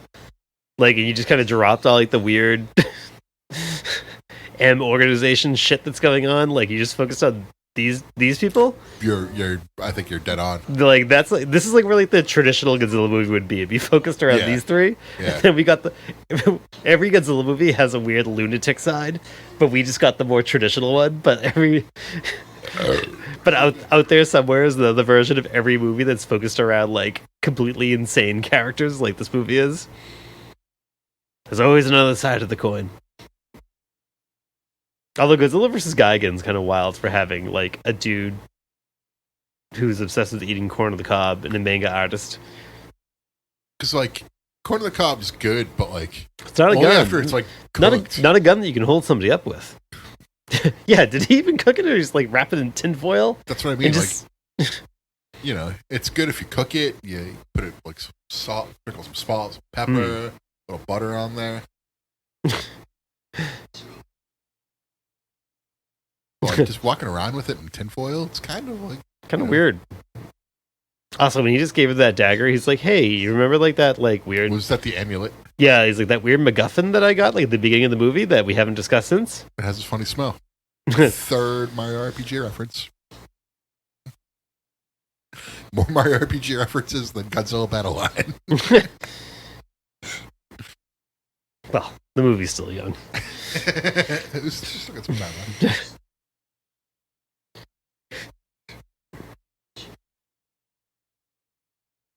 Shit, I think. Oh no.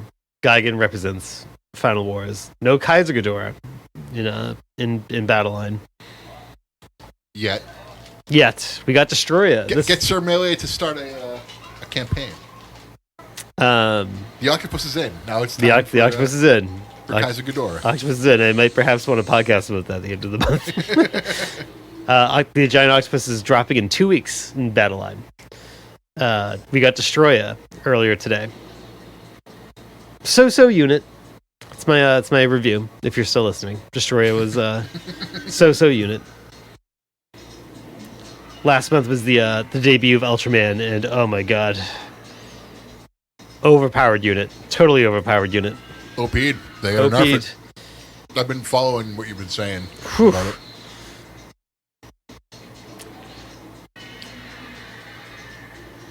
it. You're not my friend, Anguirus. You're some ugly dog. That's my purse. I don't know you. Oh, this fight. Yeah.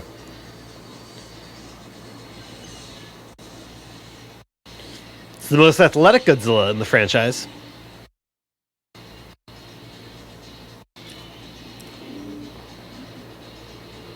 I do enjoy how he makes King Caesar into a jobber here. Caesar going with the Oh, crossbody. shit. No. Right there. Yep. Gave him the SOS. Used Anguirus' own spikes against his own team. Yep. Not the first time that'll happen. No.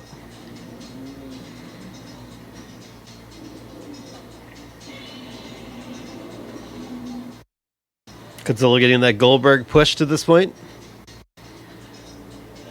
I gotta say, this movie does a good job of using daytime.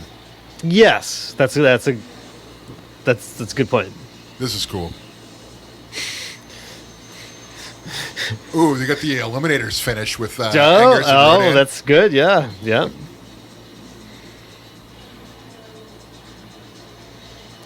So that was cool. Followed up by something.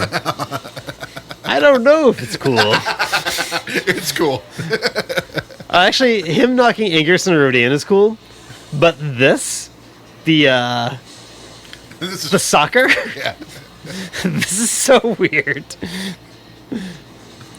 Also, why did Godzilla try to save that? 'Cause he's the goalie. He's redirecting it. Yeah. Okay, yeah, that's right. That made so much sense. Is this gonna let King Caesar score on him? I don't think so. As I said in our initial podcast of this movie, originally Godzilla was supposed to kill all three of them. And people who were working on the movie said you cannot kill Anguirus, Rodan, and King Caesar. They have to live.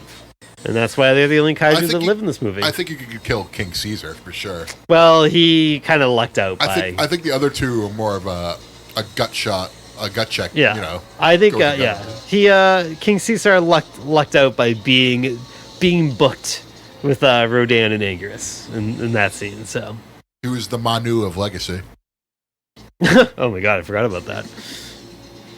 That was short-lived. I was reaching for that one. Yeah. I feel like this is Independence Day.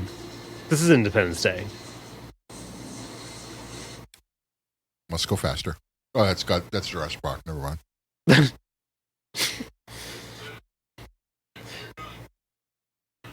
Get the floor, Dave. You're gonna catch a cold. A what? Oh, how can I be so stupid? Yeah, no. This is Independence Day all the way. A what? Yes. Oh my. I caught a cold. Yes. Oh my.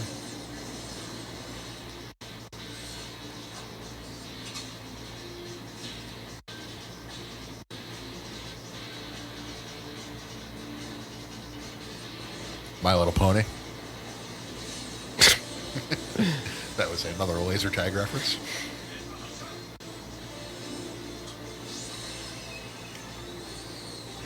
Kind of a shitty phaser pedal. All right. That's a drink, and I feel like a borderline Return of the Jedi reference. I'm afraid the deflector shields will be quite operational when your friends arrive. I love the Family Guy recreation of that. He turns his head like all the way around. Oh, I'm afraid.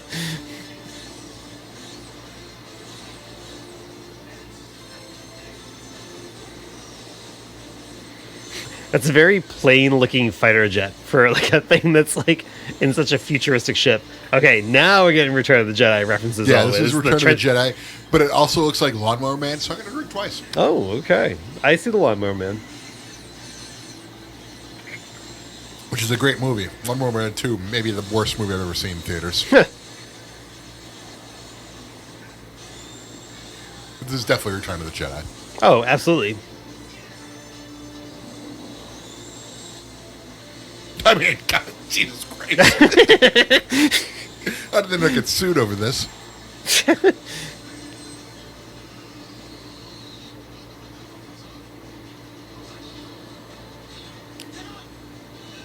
Stop and do what?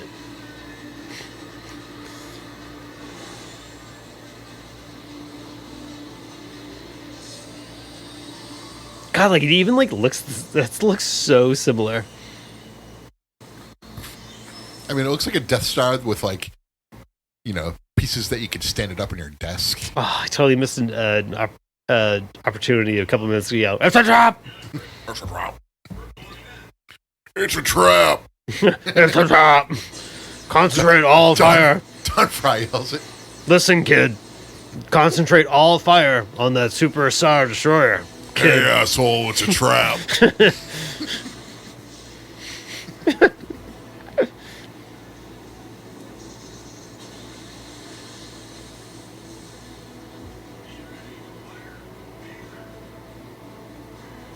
Fire the phaser. What are you targeting? It's a black screen. It's the Axum Rangers. Cattle. That's a drink.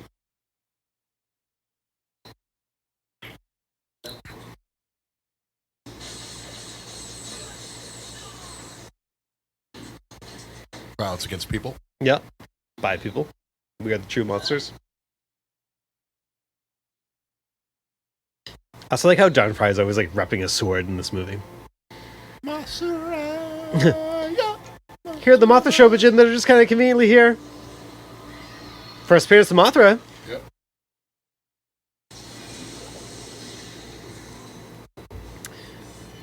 Oh, Mothra. yes. The porn music is playing in this The scene. most white meat baby face of Hidra, all first kaiju. appearance.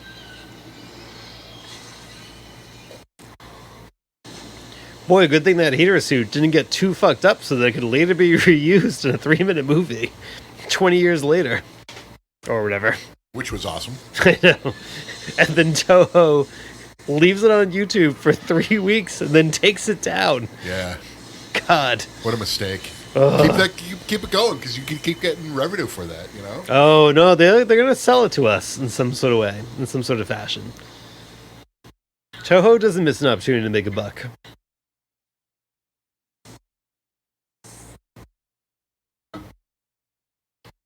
Don Fry in his attire, too.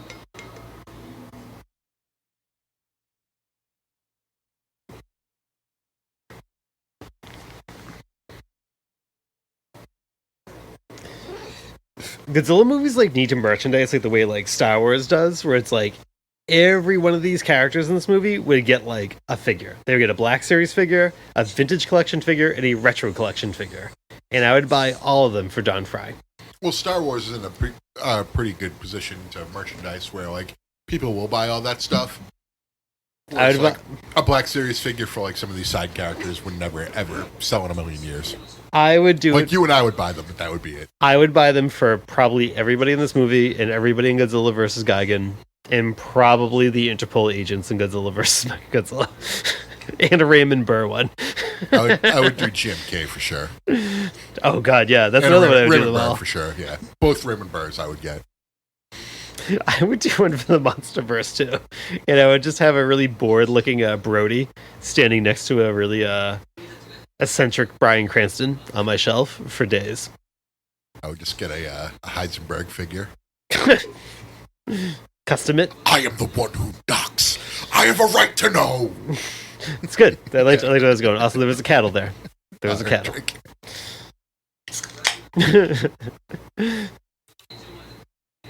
Thanks, Matt, for cattle, by the way. You really saved the day here. Yep.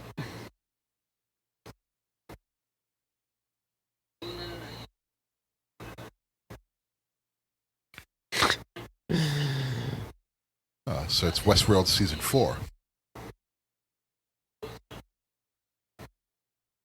Oh, we didn't have a rule for wrestling references, but the sub said main event, so I feel like that's probably going to be a drink. Yeah.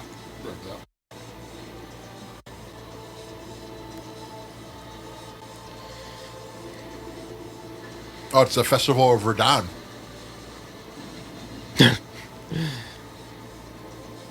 It is badass, like Godzilla just says, I'm going to blow up this fucking meteor coming in.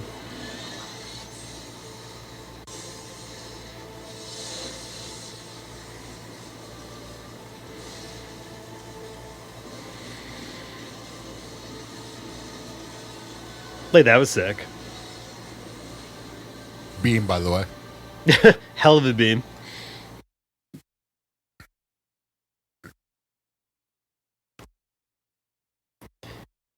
Like, there are things this movie does well. This is like video game Yeah. final fight setup. Yes. Right here. Yeah.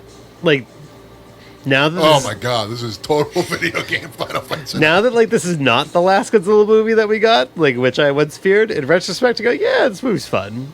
In parts. There's a lull, still a big lull.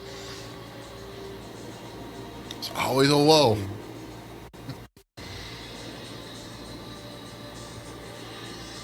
That's one of the things GVK did right, was no real lull. Where there would be a lull, instead we got Middle Earth. Or Hollow Earth, I should say.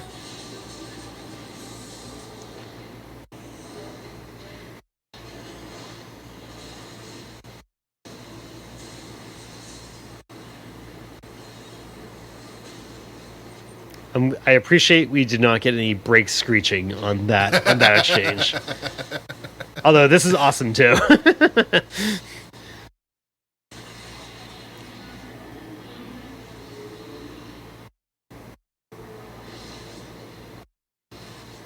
Monster X is like such an Ultraman kaiju. And also that was pretty sweet too. A Playmates Monster X figure. If they were gonna Yeah, I don't think there is not a lot of I have like a little X Plus did like a series of chess pieces that are like they're like small, they're like chess pieces, and one of them was Monster X, and I have that, and that's pretty sweet. Monster X also got a bag clip, so there's that. I'd also like a Kaiser Ghidorah. Yeah, I think the Kaiser Ghidorah figures are very expensive. I think they're fairly rare. Yeah. Okay, here's a problem I have with this climax. Mothra and Godzilla are never on the screen together during this fight. They had different filming schedules, so they couldn't get together. It's like Arrested Development on Netflix, yeah. That I feel like you should have got at least like one quick scene where Mothra and Godzilla like acknowledge each other or have like a little like head nod. But this guy getting Mothra shit, that's awesome. Like all of this is fucking awesome.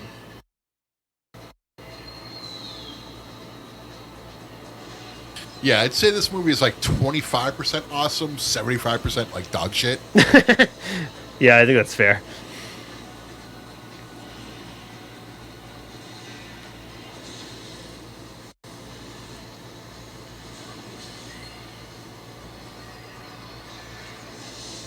Mothra looks cool in this movie, though. Yeah.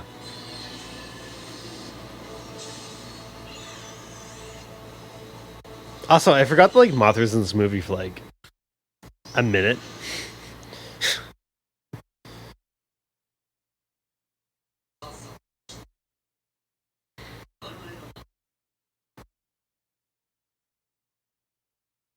Brother will kill brother.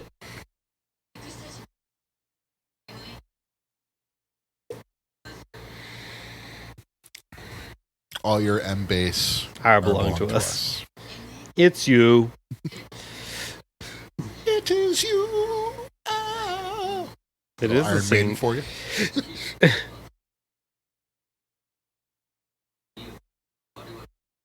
Interbred. Yeah. Oh. So they're fucking Lannisters. Oh yeah. Yeah. Game of Thrones is just a prequel to Godzilla Final Wars. They should tie in Game of Thrones to Final Wars. Well, now that we have a Godzilla Power Rangers comic book, why can't we have a Godzilla Game of Thrones comic book? Godzilla should be an Elden Ring. They already pretty much put in King Ghidorah.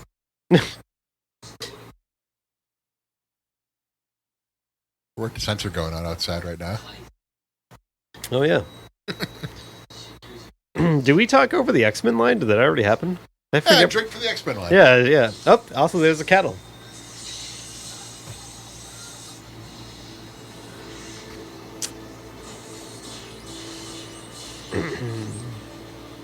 Yeah, I would definitely like more representation of Monster X and Kaiser Ghidorah. And Orga. Yeah, Orga's like fairly popular, and I feel like does not get a lot of figures. I've always had a soft spot for that monster. I think it's a cool little guy. He bites into Godzilla and throws Godzilla spikes. Come on.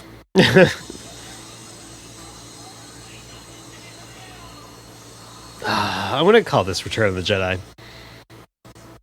Father, please help. He like misses like the first syllable of that entire sentence. Father, please help. Cattle.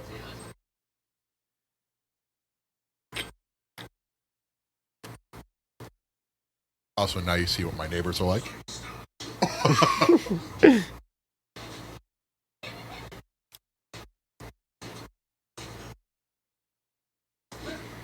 I wouldn't be surprised if this goes into tomorrow. Oh, God.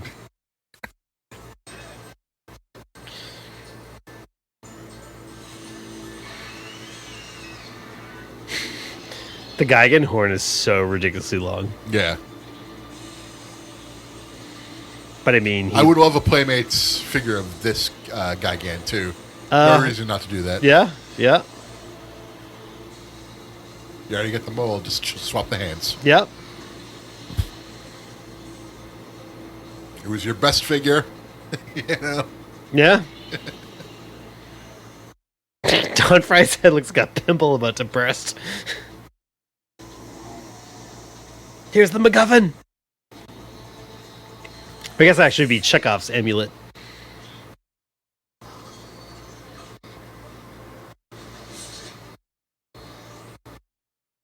This is like a sci-fi TV show. Oh gosh, yeah.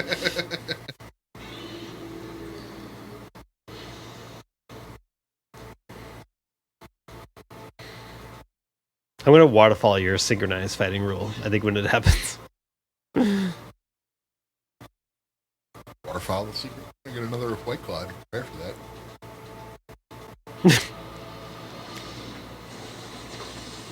that. I was like, this guy again, like, plants his claws in the ground to, like, it just moves around by, like, just chainsawing through the ground.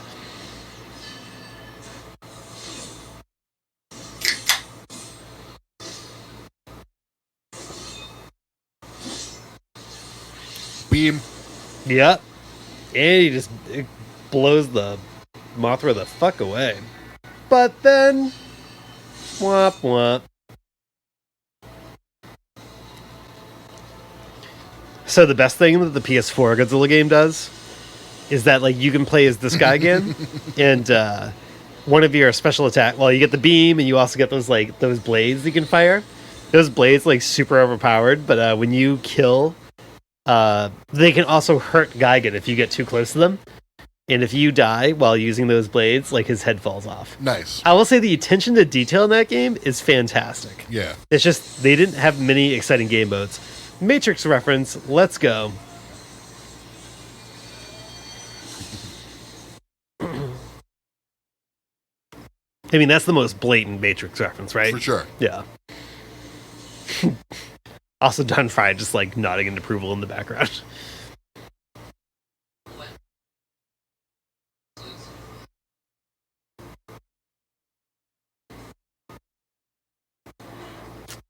Trying to be artsy.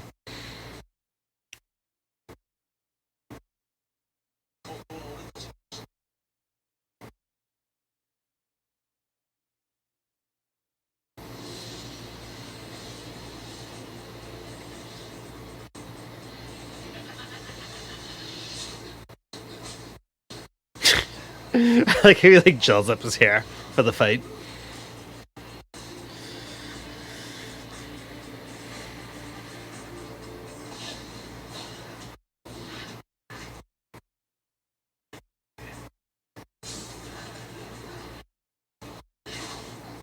Goozle. Goozled him. That'd be cool. If someone could goozle someone and then spin kick them. I feel like Final Wars would make a great video game instead of a movie. We've always talked about having like kind of like a beat 'em up style Godzilla game that kind of bounces between humans and kaiju. Like, this would be it.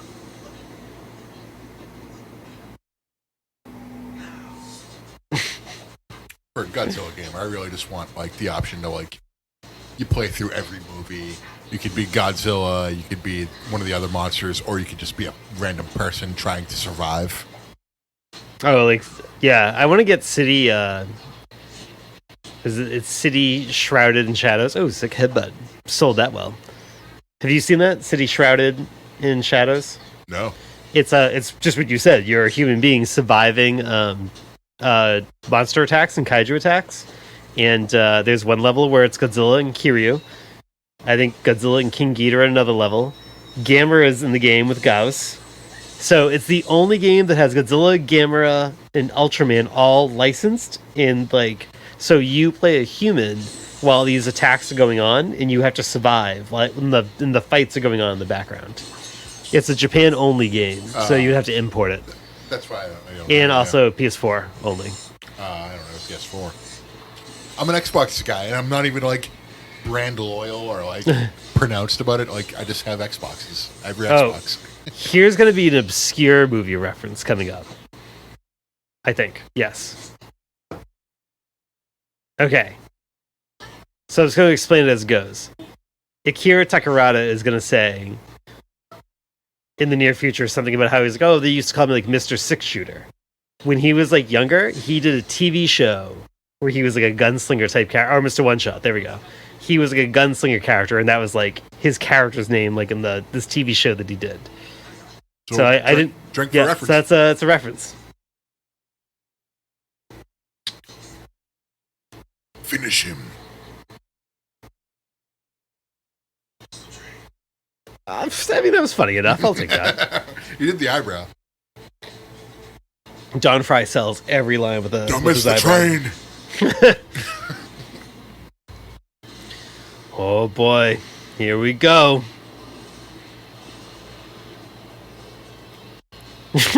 I never noticed like Godzilla does like a little like kind of like a little shoulder pump while he's like wailing away at Monster X.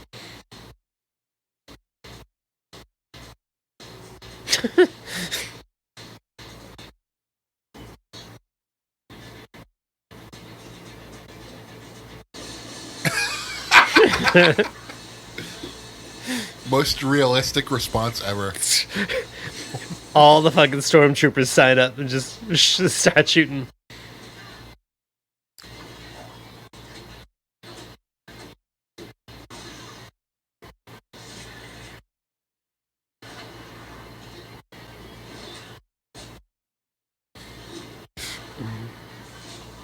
Good clothesline. It's like that Muscle Pro THQ AKI game. Like how Don Fry has a katana and a fucking sword, a tooth necklace. He got that from Ken Shamrock when he knocked him the fuck out. It looks like a tigerfish tooth. Or like a python tooth. Good sell job, kid. Well, that's a lot of blood you just coughed up out of nowhere. Hard way. Yep. Drink for internal bleeding. I won't lie. Once the Monster X fight started and this like on the ship fighting started, I was like, okay, this is all very entertaining and fun. Hell of a headbutt, kid. Everything that we had to go through to get here, though, was not super entertaining. Yeah, this is one of those movies. Like I said, when the monsters are on screen, it's pretty entertaining. There's cool action scenes at the beginning. I mean, this is fucking absurd. Don Fry just being... It was a judo chop, though. It's okay. It was not like a slap or, you know. I like how Don Fry has like this sword that he's like never used.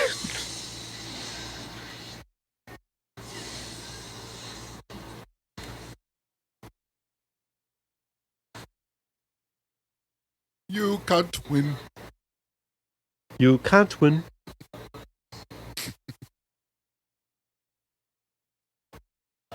Cattle.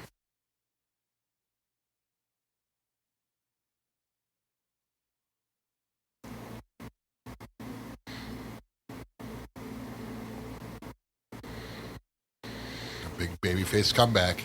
I do feel like the end of this movie is booked well. Where you're gonna get all this shit like kind of like out of the way. All this like I think this human fighting is entertaining. And you're gonna get a good main event with Godzilla and Kaiser Ghidorah. It's I feel Rick like James. He's got the aura. somebody else said cattle. Does that count? Yep. Okay.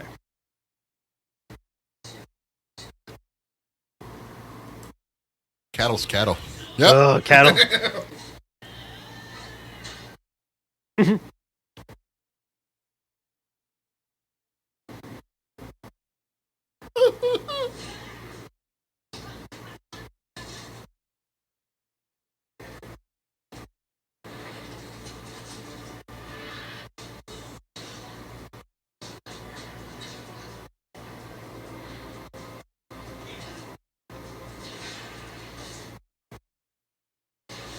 The Exilian dude just looks like he was like a goth kid who saw the Matrix and was just like, yes, yes. Oh, there it Synchronized is. fighting. There it is. It's my room.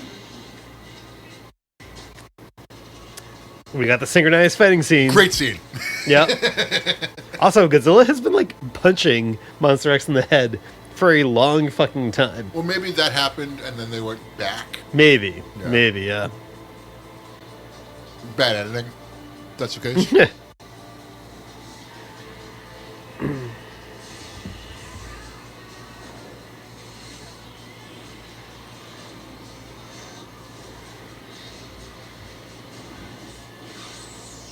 Is that a Matrix thing? I mean, kind of, but we've given the Matrix enough due. I'm just trying to like remember like the Matrix, and I feel like there's so much stuff that happens in this movie. Like, is that a Matrix thing? Not really. I bet there are so many references to foreign films that like we just don't know Yeah. that are in this movie. Oh, for sure. I feel like there's like barely an original thought on the human side of this movie.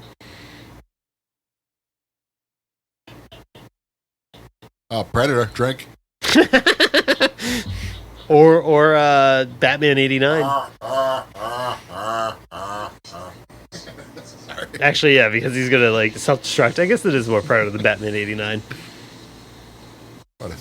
Predator is such a fucking great movie. Doesn't Prey drop soon? Yeah, I've seen the ads for that. Looks cool. Do you have Hulu? No, you don't. You I have do YouTube. I have Hulu. I'll watch that.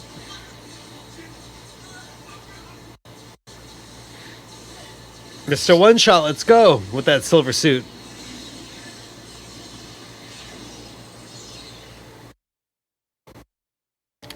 Oh, I think Don Fry's going to say something funny here.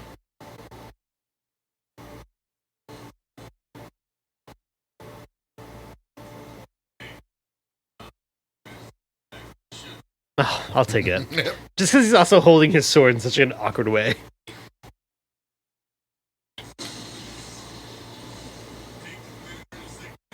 Maybe it's like a tiger claw. I still want to believe it's one of Ken Shamrock's teeth. Because Ken Shamrock would tell you that his teeth are that long.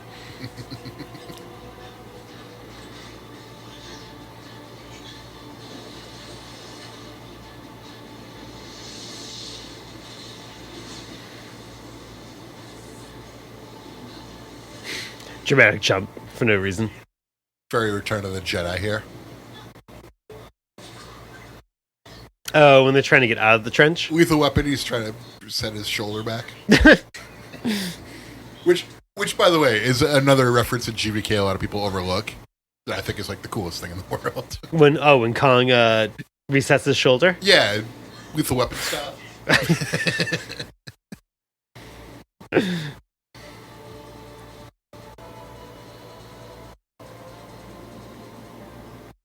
Oh, the Halo music.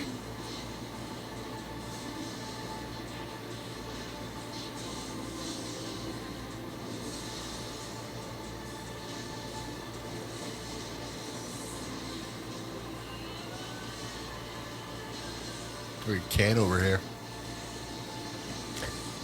This is the Death Star blowing up for sure.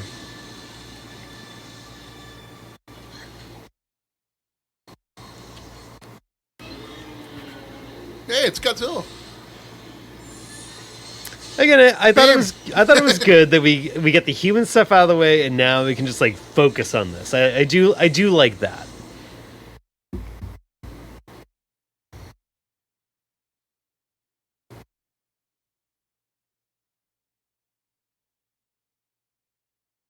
Oh, sexual chemistry right there. You cut the tension with a knife. He totally was like, Kira Takarada looked like he was about to say something. He was like, cut.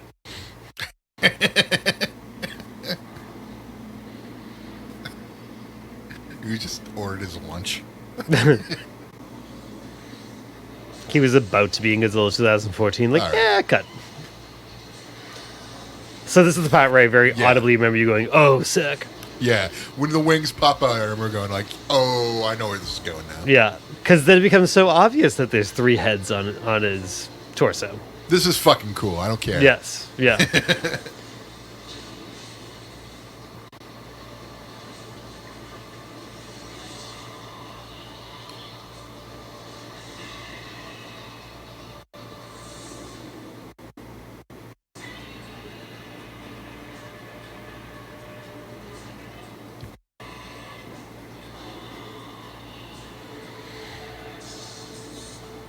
The wings are like so small though.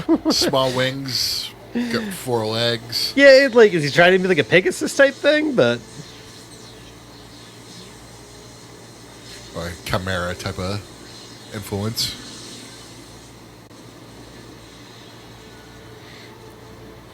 because this is like a beam lock battle with not Mechagodzilla. I don't know what to do. Beams. Oh god, lots of beams.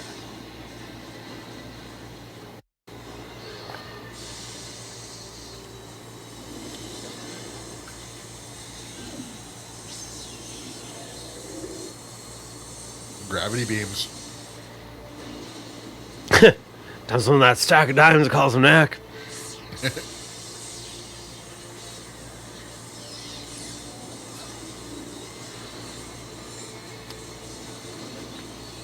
Yeah, Ghidorah's beams are always called gravity beams, and the only time they like... there's not actually a lot of instances where they're actually portrayed as controlling gravity. Yeah, here they are though.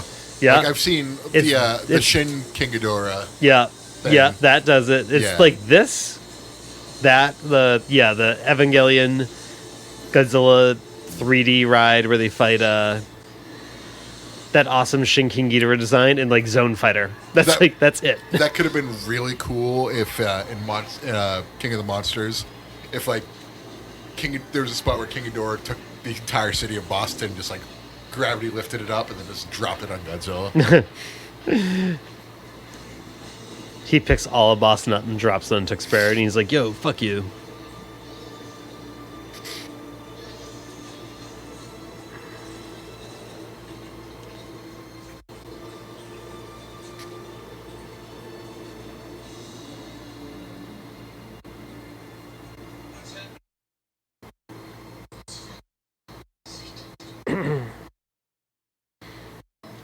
King Ghidorah almost like never beats Godzilla, but he's always like the kaiju that's like going to kill Godzilla, and then like Godzilla needs the outside interference to win. I don't know if that books him the best. I don't know. Mechagodzilla gets always booked a lot stronger than King Ghidorah. You need that though, like, you know, like the greatest rival is something, but like something that always kind of got the best of you, like, you know,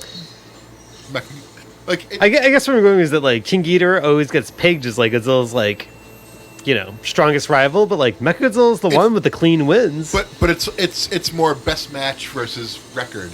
You know, like Undertaker's best rival was Shawn Michaels. I might actually say that Mechagodzilla also has the best matches. I think, personally. Okay, but where I'm going with that is like, you know, with Ghidorah, like people say like Shawn Michaels is Undertaker's best rival, and match wise, like that would be accurate. Absolutely. But like, Mankind is his greatest. Exactly, Mick Foley. I was gonna say like, so that's where I like, you know, it's fine. Godzilla can have two main rivals. Yeah. Both of which being awesome. Mankind did get a couple clean wins though. Ghidorah only has Monster Zero if you count it. I count Monster Zero as a King Ghidorah win. King of the Monsters is another victory. I don't think that's clean though. I think Monster Zero the ending if you're could be just clean. clean wins, then Yeah. sure. Yeah.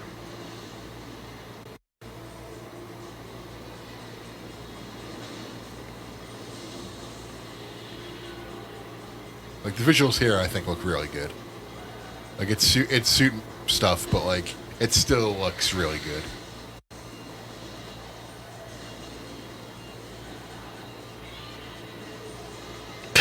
This is ridiculous. Yeah. Just we said the suit stuff looks good. We get this. Cesaro strength. That's all right right. here. It's fine. It's fun. It's entertaining. And This is we get cool. the little spin. The little nice finish. spin. Yeah. The orange. Yeah. beam.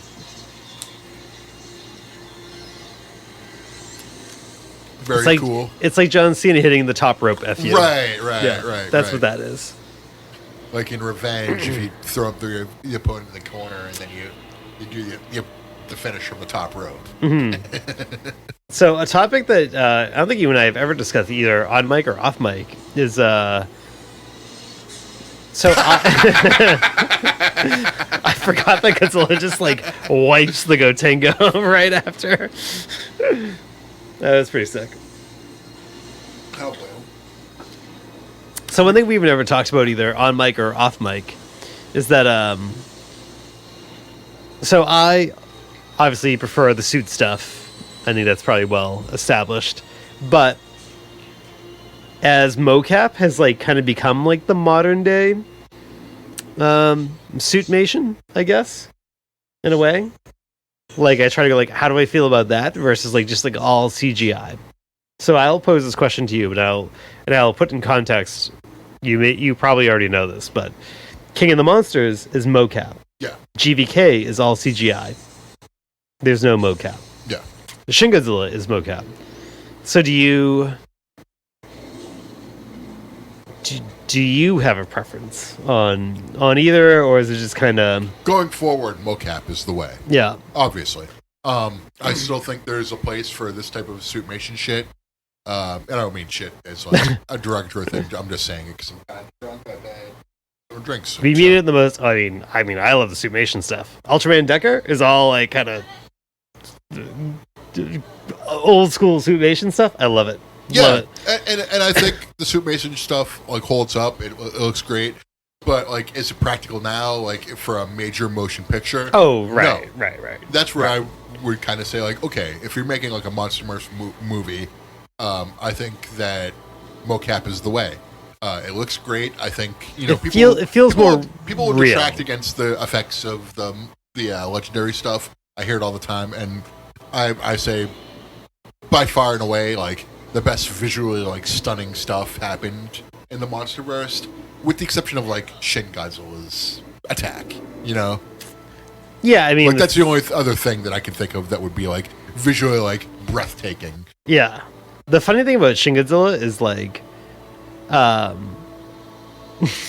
it was CGI. It's CGI, but it's like people were just, and myself included, like especially when you like see the trailer, like the original trailer, and actually most of the movie, you just go, like I thought it was suitmation at first. Like I didn't think it was CGI. I thought the same thing. Or There was it was mocap CGI. Oh, okay. But- I thought it was suitmation because there's a scene where in the trailer where Shin Godzilla shakes his head. No, that's and I was all. like, oh, that's like all suitmation, but it looks that's so all. good. That's all mocap CGI. I know, and now I'm like, oh, okay. That's fine, like fine. that. Yeah, I know exactly what you're talking about too. Like when the bullet's like bouncing off his head and stuff, and it's like it's insane to me. Like they got it to like. I don't know, but it's like so funny. It's like I was like, oh my god, it looks so good. It looks like it's like the best suitmation I've ever seen. Yeah, But exactly, then it's like yeah. mocap CGI. And that's why I'm like, okay, for major stuff, for suitmation, I think there's always going to be a place Yeah. for this type of stuff. There's a couple bad CGI shots in Shin Godzilla, but they're pretty few and far between. There's bad Two- CGI there's- in everything. Like, yeah. you just got to kind of roll with those punches. Minion. Don't forget to drink your He's like, fuck Ovaltine." Junior! Godzilla Jr. just pops up and just wastes him. But like pure CGI, I mean, like in like the 90s, like that's kind of where I was as a kid, and I was like, oh, CGI is gonna be like the way to go. But like you saw Godzilla '98, and you're just kind of like it's not terrible, but Yeah. it's not like where it needs to be. Now I think with mocap, it's where it needs to be. Yeah, So I think going forward, I think I'm cool with mocap this. kind of presents a little bit more of like a natural. Plus, you get like these mocap actor dudes who you can meet at conventions and stuff, and that gives like Yeah. it gives the fandom something to look forward to. If you ever like, there's a whole lot of like behind the scenes features on Shin Godzilla when like the dude who was playing Godzilla, like he asked for it, and it had nothing to do with like the mocap. He just asked for like a Shin Godzilla mask to be made for him so that he could wear it while he was filming his mocap. Brian Myers talked about doing mocap for WWE games, Oh yeah, and yeah. he talked about like how Nova Mike Bucci told him, like, just mark out, dude. Who cares who's here? Like, just mark out, and that'll give you the best like results. I forget what year it is, but Sanjay Dutt did like a bunch of like the mocap for like 1 year. Yeah. But like that's like good advice. Is like get into the role, like Right. embrace it. Like who cares like what people in attendance think of what you're doing. Just The Shin have fun Godzilla with it. mocap behind the scenes is funny because like they don't like they do CGI part of the tail, but they do strap on a long ass tail to Yeah. the mocap actor, and it's like it's funny like watching him. He's gotta like carry this like Have you ever seen the legendary Ghidorah mocap stuff?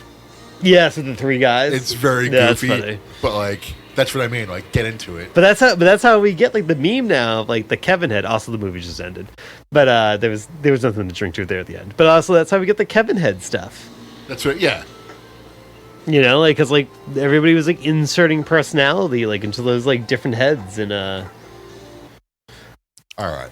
so now that's over. What did you think of this as a drinking game? Would you think of this as a movie now that revisited as a drinking game? Better, worse? I don't remember what our original rankings are, but If we're gonna rank it, I'm still gonna rank this around the 2 area. yeah, Um, yeah. It's not terrible, but it's not great, and there's a lot of lulls. Especially as a drinking game too. I think we need to make more rules about the lulls going forward. Like we were thinking of like the stuff that we remember, and then it turns out that there's a lot of stuff that like you don't remember that's kind of shitty. Yeah, yeah. So I think that's a good commentary in this movie that if you have a lull, as if a drinking game still cannot make it better, then it's not a good movie. And I was thinking in my head like towards the end, I was like, okay, I was like, what Godzilla movies do I put below this? And Not many.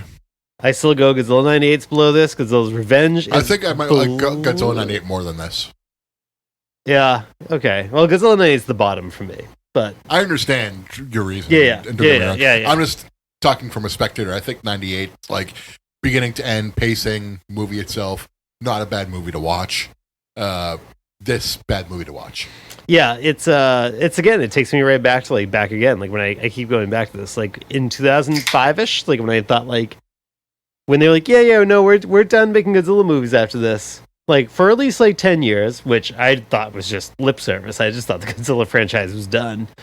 And then fortunately it ended up actually being totally accurate that they would come back in 10 years. I was like Better than ever. this is what we end with? Is this movie? Yeah. This weird, like, I don't know, hodgepodge of shit? I was like, Matrix this is- worship meets, you know, I would say, I almost want to call it lazy kaiju storytelling, where the action is backloaded. yeah. I think it's a lazy device. It's been done enough. We have enough movies where you don't see the monsters face off until the end, and the rest of the movie is just more or less you trying to tell a story that may or may not work. Like, Yeah. just you know, the paying customer. That if you put Godzilla in the title of your movie, the paying customer does not give a flying fuck about 45 minutes of no Godzilla showing up, and then the people you're trying to create and make them care about. Have Godzilla show up, have him do stuff, and then have him stay like associated with the movie. Don't have them go away. Have them stay with the movie. Like, don't make them raft in the bathtub. Don't do it. Yeah, this it's like I said, like as we were watching this, it was like nobody's talking about Godzilla, nobody says anything about Godzilla. It was like we had Godzilla in the first 5 minutes, and then this movie has become this like alien invasion, alien mystery movie. Yeah. About mutants, and like there was there was literally no reference to, like I would say the first like 5 minutes. Like, once Godzilla gets, like, locked in ice, there is no reference to Godzilla until... For at least an hour... We get to, like, the last act. Yeah. And Don Fry's like, whoa, our answer's right here in the South Pole. Like, so it's like, you don't even know you're watching a Godzilla movie. Yeah. And, we can debate the merits of different movies where Godzilla's around or not around, but, like, those movies always have Godzilla hanging over the other characters' heads. Right. And, like, this movie does not. It's really, like... He's like an ex machina, like... He's just there to save the day. At the end, he's Superman. This is like a movie like you watch and enjoy for like I don't know if you like it's so ridiculous that like I feel like if you enjoy like the stuff that happens when Godzilla's not around, then like you're gonna have a fun time throughout pretty much the entire movie. Yeah, because it's either like that like ridiculous humor and ridiculous presentation is either gonna work for you or it's not gonna work for you. Parts do. Like the ridiculous like Exogen leader who's like the younger one. Yeah. Like I like him, so he entertains me. So like that helps me. That worked. But like I said, Don Fry. Whatever. Don Fry also is like in this movie at like basically the same intervals that Godzilla's in this movie. Yeah, and he really needs to be more involved with the plot. Godzilla needs to be more involved with the plot, and it was just such a long time for like a lull where like everything we thought of to drink for this was just like, okay, it doesn't apply here because we completely forgot how for basically 45 minutes of this movie nothing happens. Right. That's funny. Is like Godzilla gets put on ice and Don Fry gets thrown in a cell, and they are both literally missing for like the same chunks of the movie. Yeah. They are like they are so tied to like the entertainment of this movie. But like the last like 15-20 minutes when all that like ridiculous climax stuff is going on, like that's fun. It's just like I was sitting there going, like, you could trim this movie down to like 45 minutes probably and not like really miss on too much and have a much more entertaining movie going on. But, it is what it was. I was glad this was not the final Godzilla movie that we got. I mean, since this movie came out, we got 4 MonsterVerse movies, including Kong Skull Island, the anime trilogy, Singular Point, Shin Godzilla. For the most part, everything we've got since this movie came out was awesome. Yeah. Like top level stuff. Like, yeah. I think King of the Monsters is a top tier movie. I think GVK is one of the best Godzilla movies just because it bucks the trends of like most of the other movies. Shin Godzilla, easily top 5, if not top 3. Like in anyone's list, I would put Shin Godzilla on the Mount Rushmore of Godzilla movies. Yeah, Shin Godzilla I think is top 3. And like you like the MonsterVerse a lot more than I do, but I enjoy all the MonsterVerse still. I don't like, but I still like it was like all that stuff was like just like great Showa Godzilla action, right? Like, and I think Final Wars was like trying to be that, like, but through the lens of like the early 2000s, which is like not like. It's an onion on your belt movie. Like, it was the style at the time. I don't want anything you view through the lens of early 2000. That was a weird crossover time in our creative culture. There was some good stuff going on in the early 2000s, but for the most part, like, it's just a product of the times, especially for filmmaking. Like, like early 2000s, what was the really like incredible movies that were being made? It was like basically just Lord of the Rings. That was pretty much it. Like, yeah, I don't like yeah. From 2002 to 2005. Name me like 5 movies that are like, stand the test of time and you can rewatch that aren't Lord of the Rings. Rush Hour 2. I don't know. not from comedy. Comedy stands the test No. of time. But, like, I'm talking about like real like dramas, like profound movies. Like you really can't like. So that's what I mean. Like name me 5 movies that like really truly stand out from that. And this is one of them. Yeah, it's unfortunately just a product of the times. Yeah, I mean, it is. Yeah, it is. So, so it didn't really hold up as a movie. Drinking that much during it didn't make it that much better. I think our original rankings, which I think were both probably like in the 2-star, 3-star range, probably still hold. As a drinking game, probably wouldn't do this again. You go, God, that Heater a drinking game is just so perfect. I think, yeah, Heater is great because there's enough stuff that sticks out. Heater is Probably great any without show. drinking. Heater is great without drinking. Yeah, probably any show or movie would probably be a good drinking game. I think 2014 would probably be an interesting drinking game. We could probably make a lot of rules for the time Godzilla isn't on screen. Dedicated to that. It might be tough, but it might be interesting. I think you're on the right track when you say like Showa movies probably make good drinking games because some of them you can kind of take that hero model and apply it to like. I even think the Heisei movies could probably be good drinking games. Which Showa movies and like especially in the 70s, like Showa movies are great at like going like, all right, here's a little bit of Godzilla and whatever at the beginning. Here's like some like probably entertaining human characters, like kind of fleshing out the plot. And now like, now you're talking about like an hour and 20-minute long movie. Sorry. Yeah. No, you're probably talking about like a 90-minute movie, not an hour and 20 minutes. You're talking about like a 90-minute movie and you're like, all right, you get a little bit of Godzilla at the beginning. You get the probably entertaining human characters fleshing out the plot. And now, especially once you hit the 70s, you go, the last like 25 minutes like of the movie. Yes, exactly. Yeah. You get tag team matches or triple threats. No, handicap matches. You get Godzilla teaming with Jet Jaguar. You get Godzilla and Anguirus teaming up. Godzilla fighting against two monsters himself. Yeah. It's just like you go, all right. There's a lot of meat in the bone there to make a drinking game, but agreed. So I think Show would probably be the best your starting point. Heisei 2. I think King Ghidorah and the Heisei would make a fantastic drinking game. Yeah, we could work through that. Well, if you stuck with us this long, props to you. Bless you. Hope this was entertaining. And, we will probably be back with something in a couple of weeks to probably pupper rating.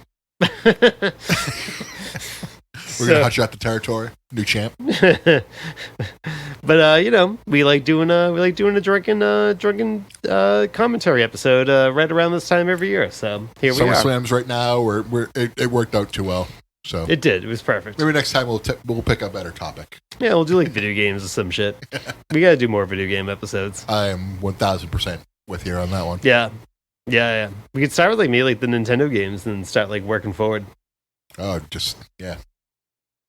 That's it. Next episode, we're going to do the 2 NES Godzilla games. We could probably throw in the Game Boy games, too. If you want to. Yeah, we'll talk offline. But, sure. Yeah. There's a history to those Game Boy games. All right. But, yeah. Well, we'll figure it out. So there's going to be some Godzilla video games in your future. All right. You want to do the Kong Famicom game, too? That's a lot in one episode. All right. Well, we gave him enough RAM. Yeah. But if that's the case, anything you want to say to the listeners as we fade to black? They used to call me Mr. One Shot. Always leave things the way you found them.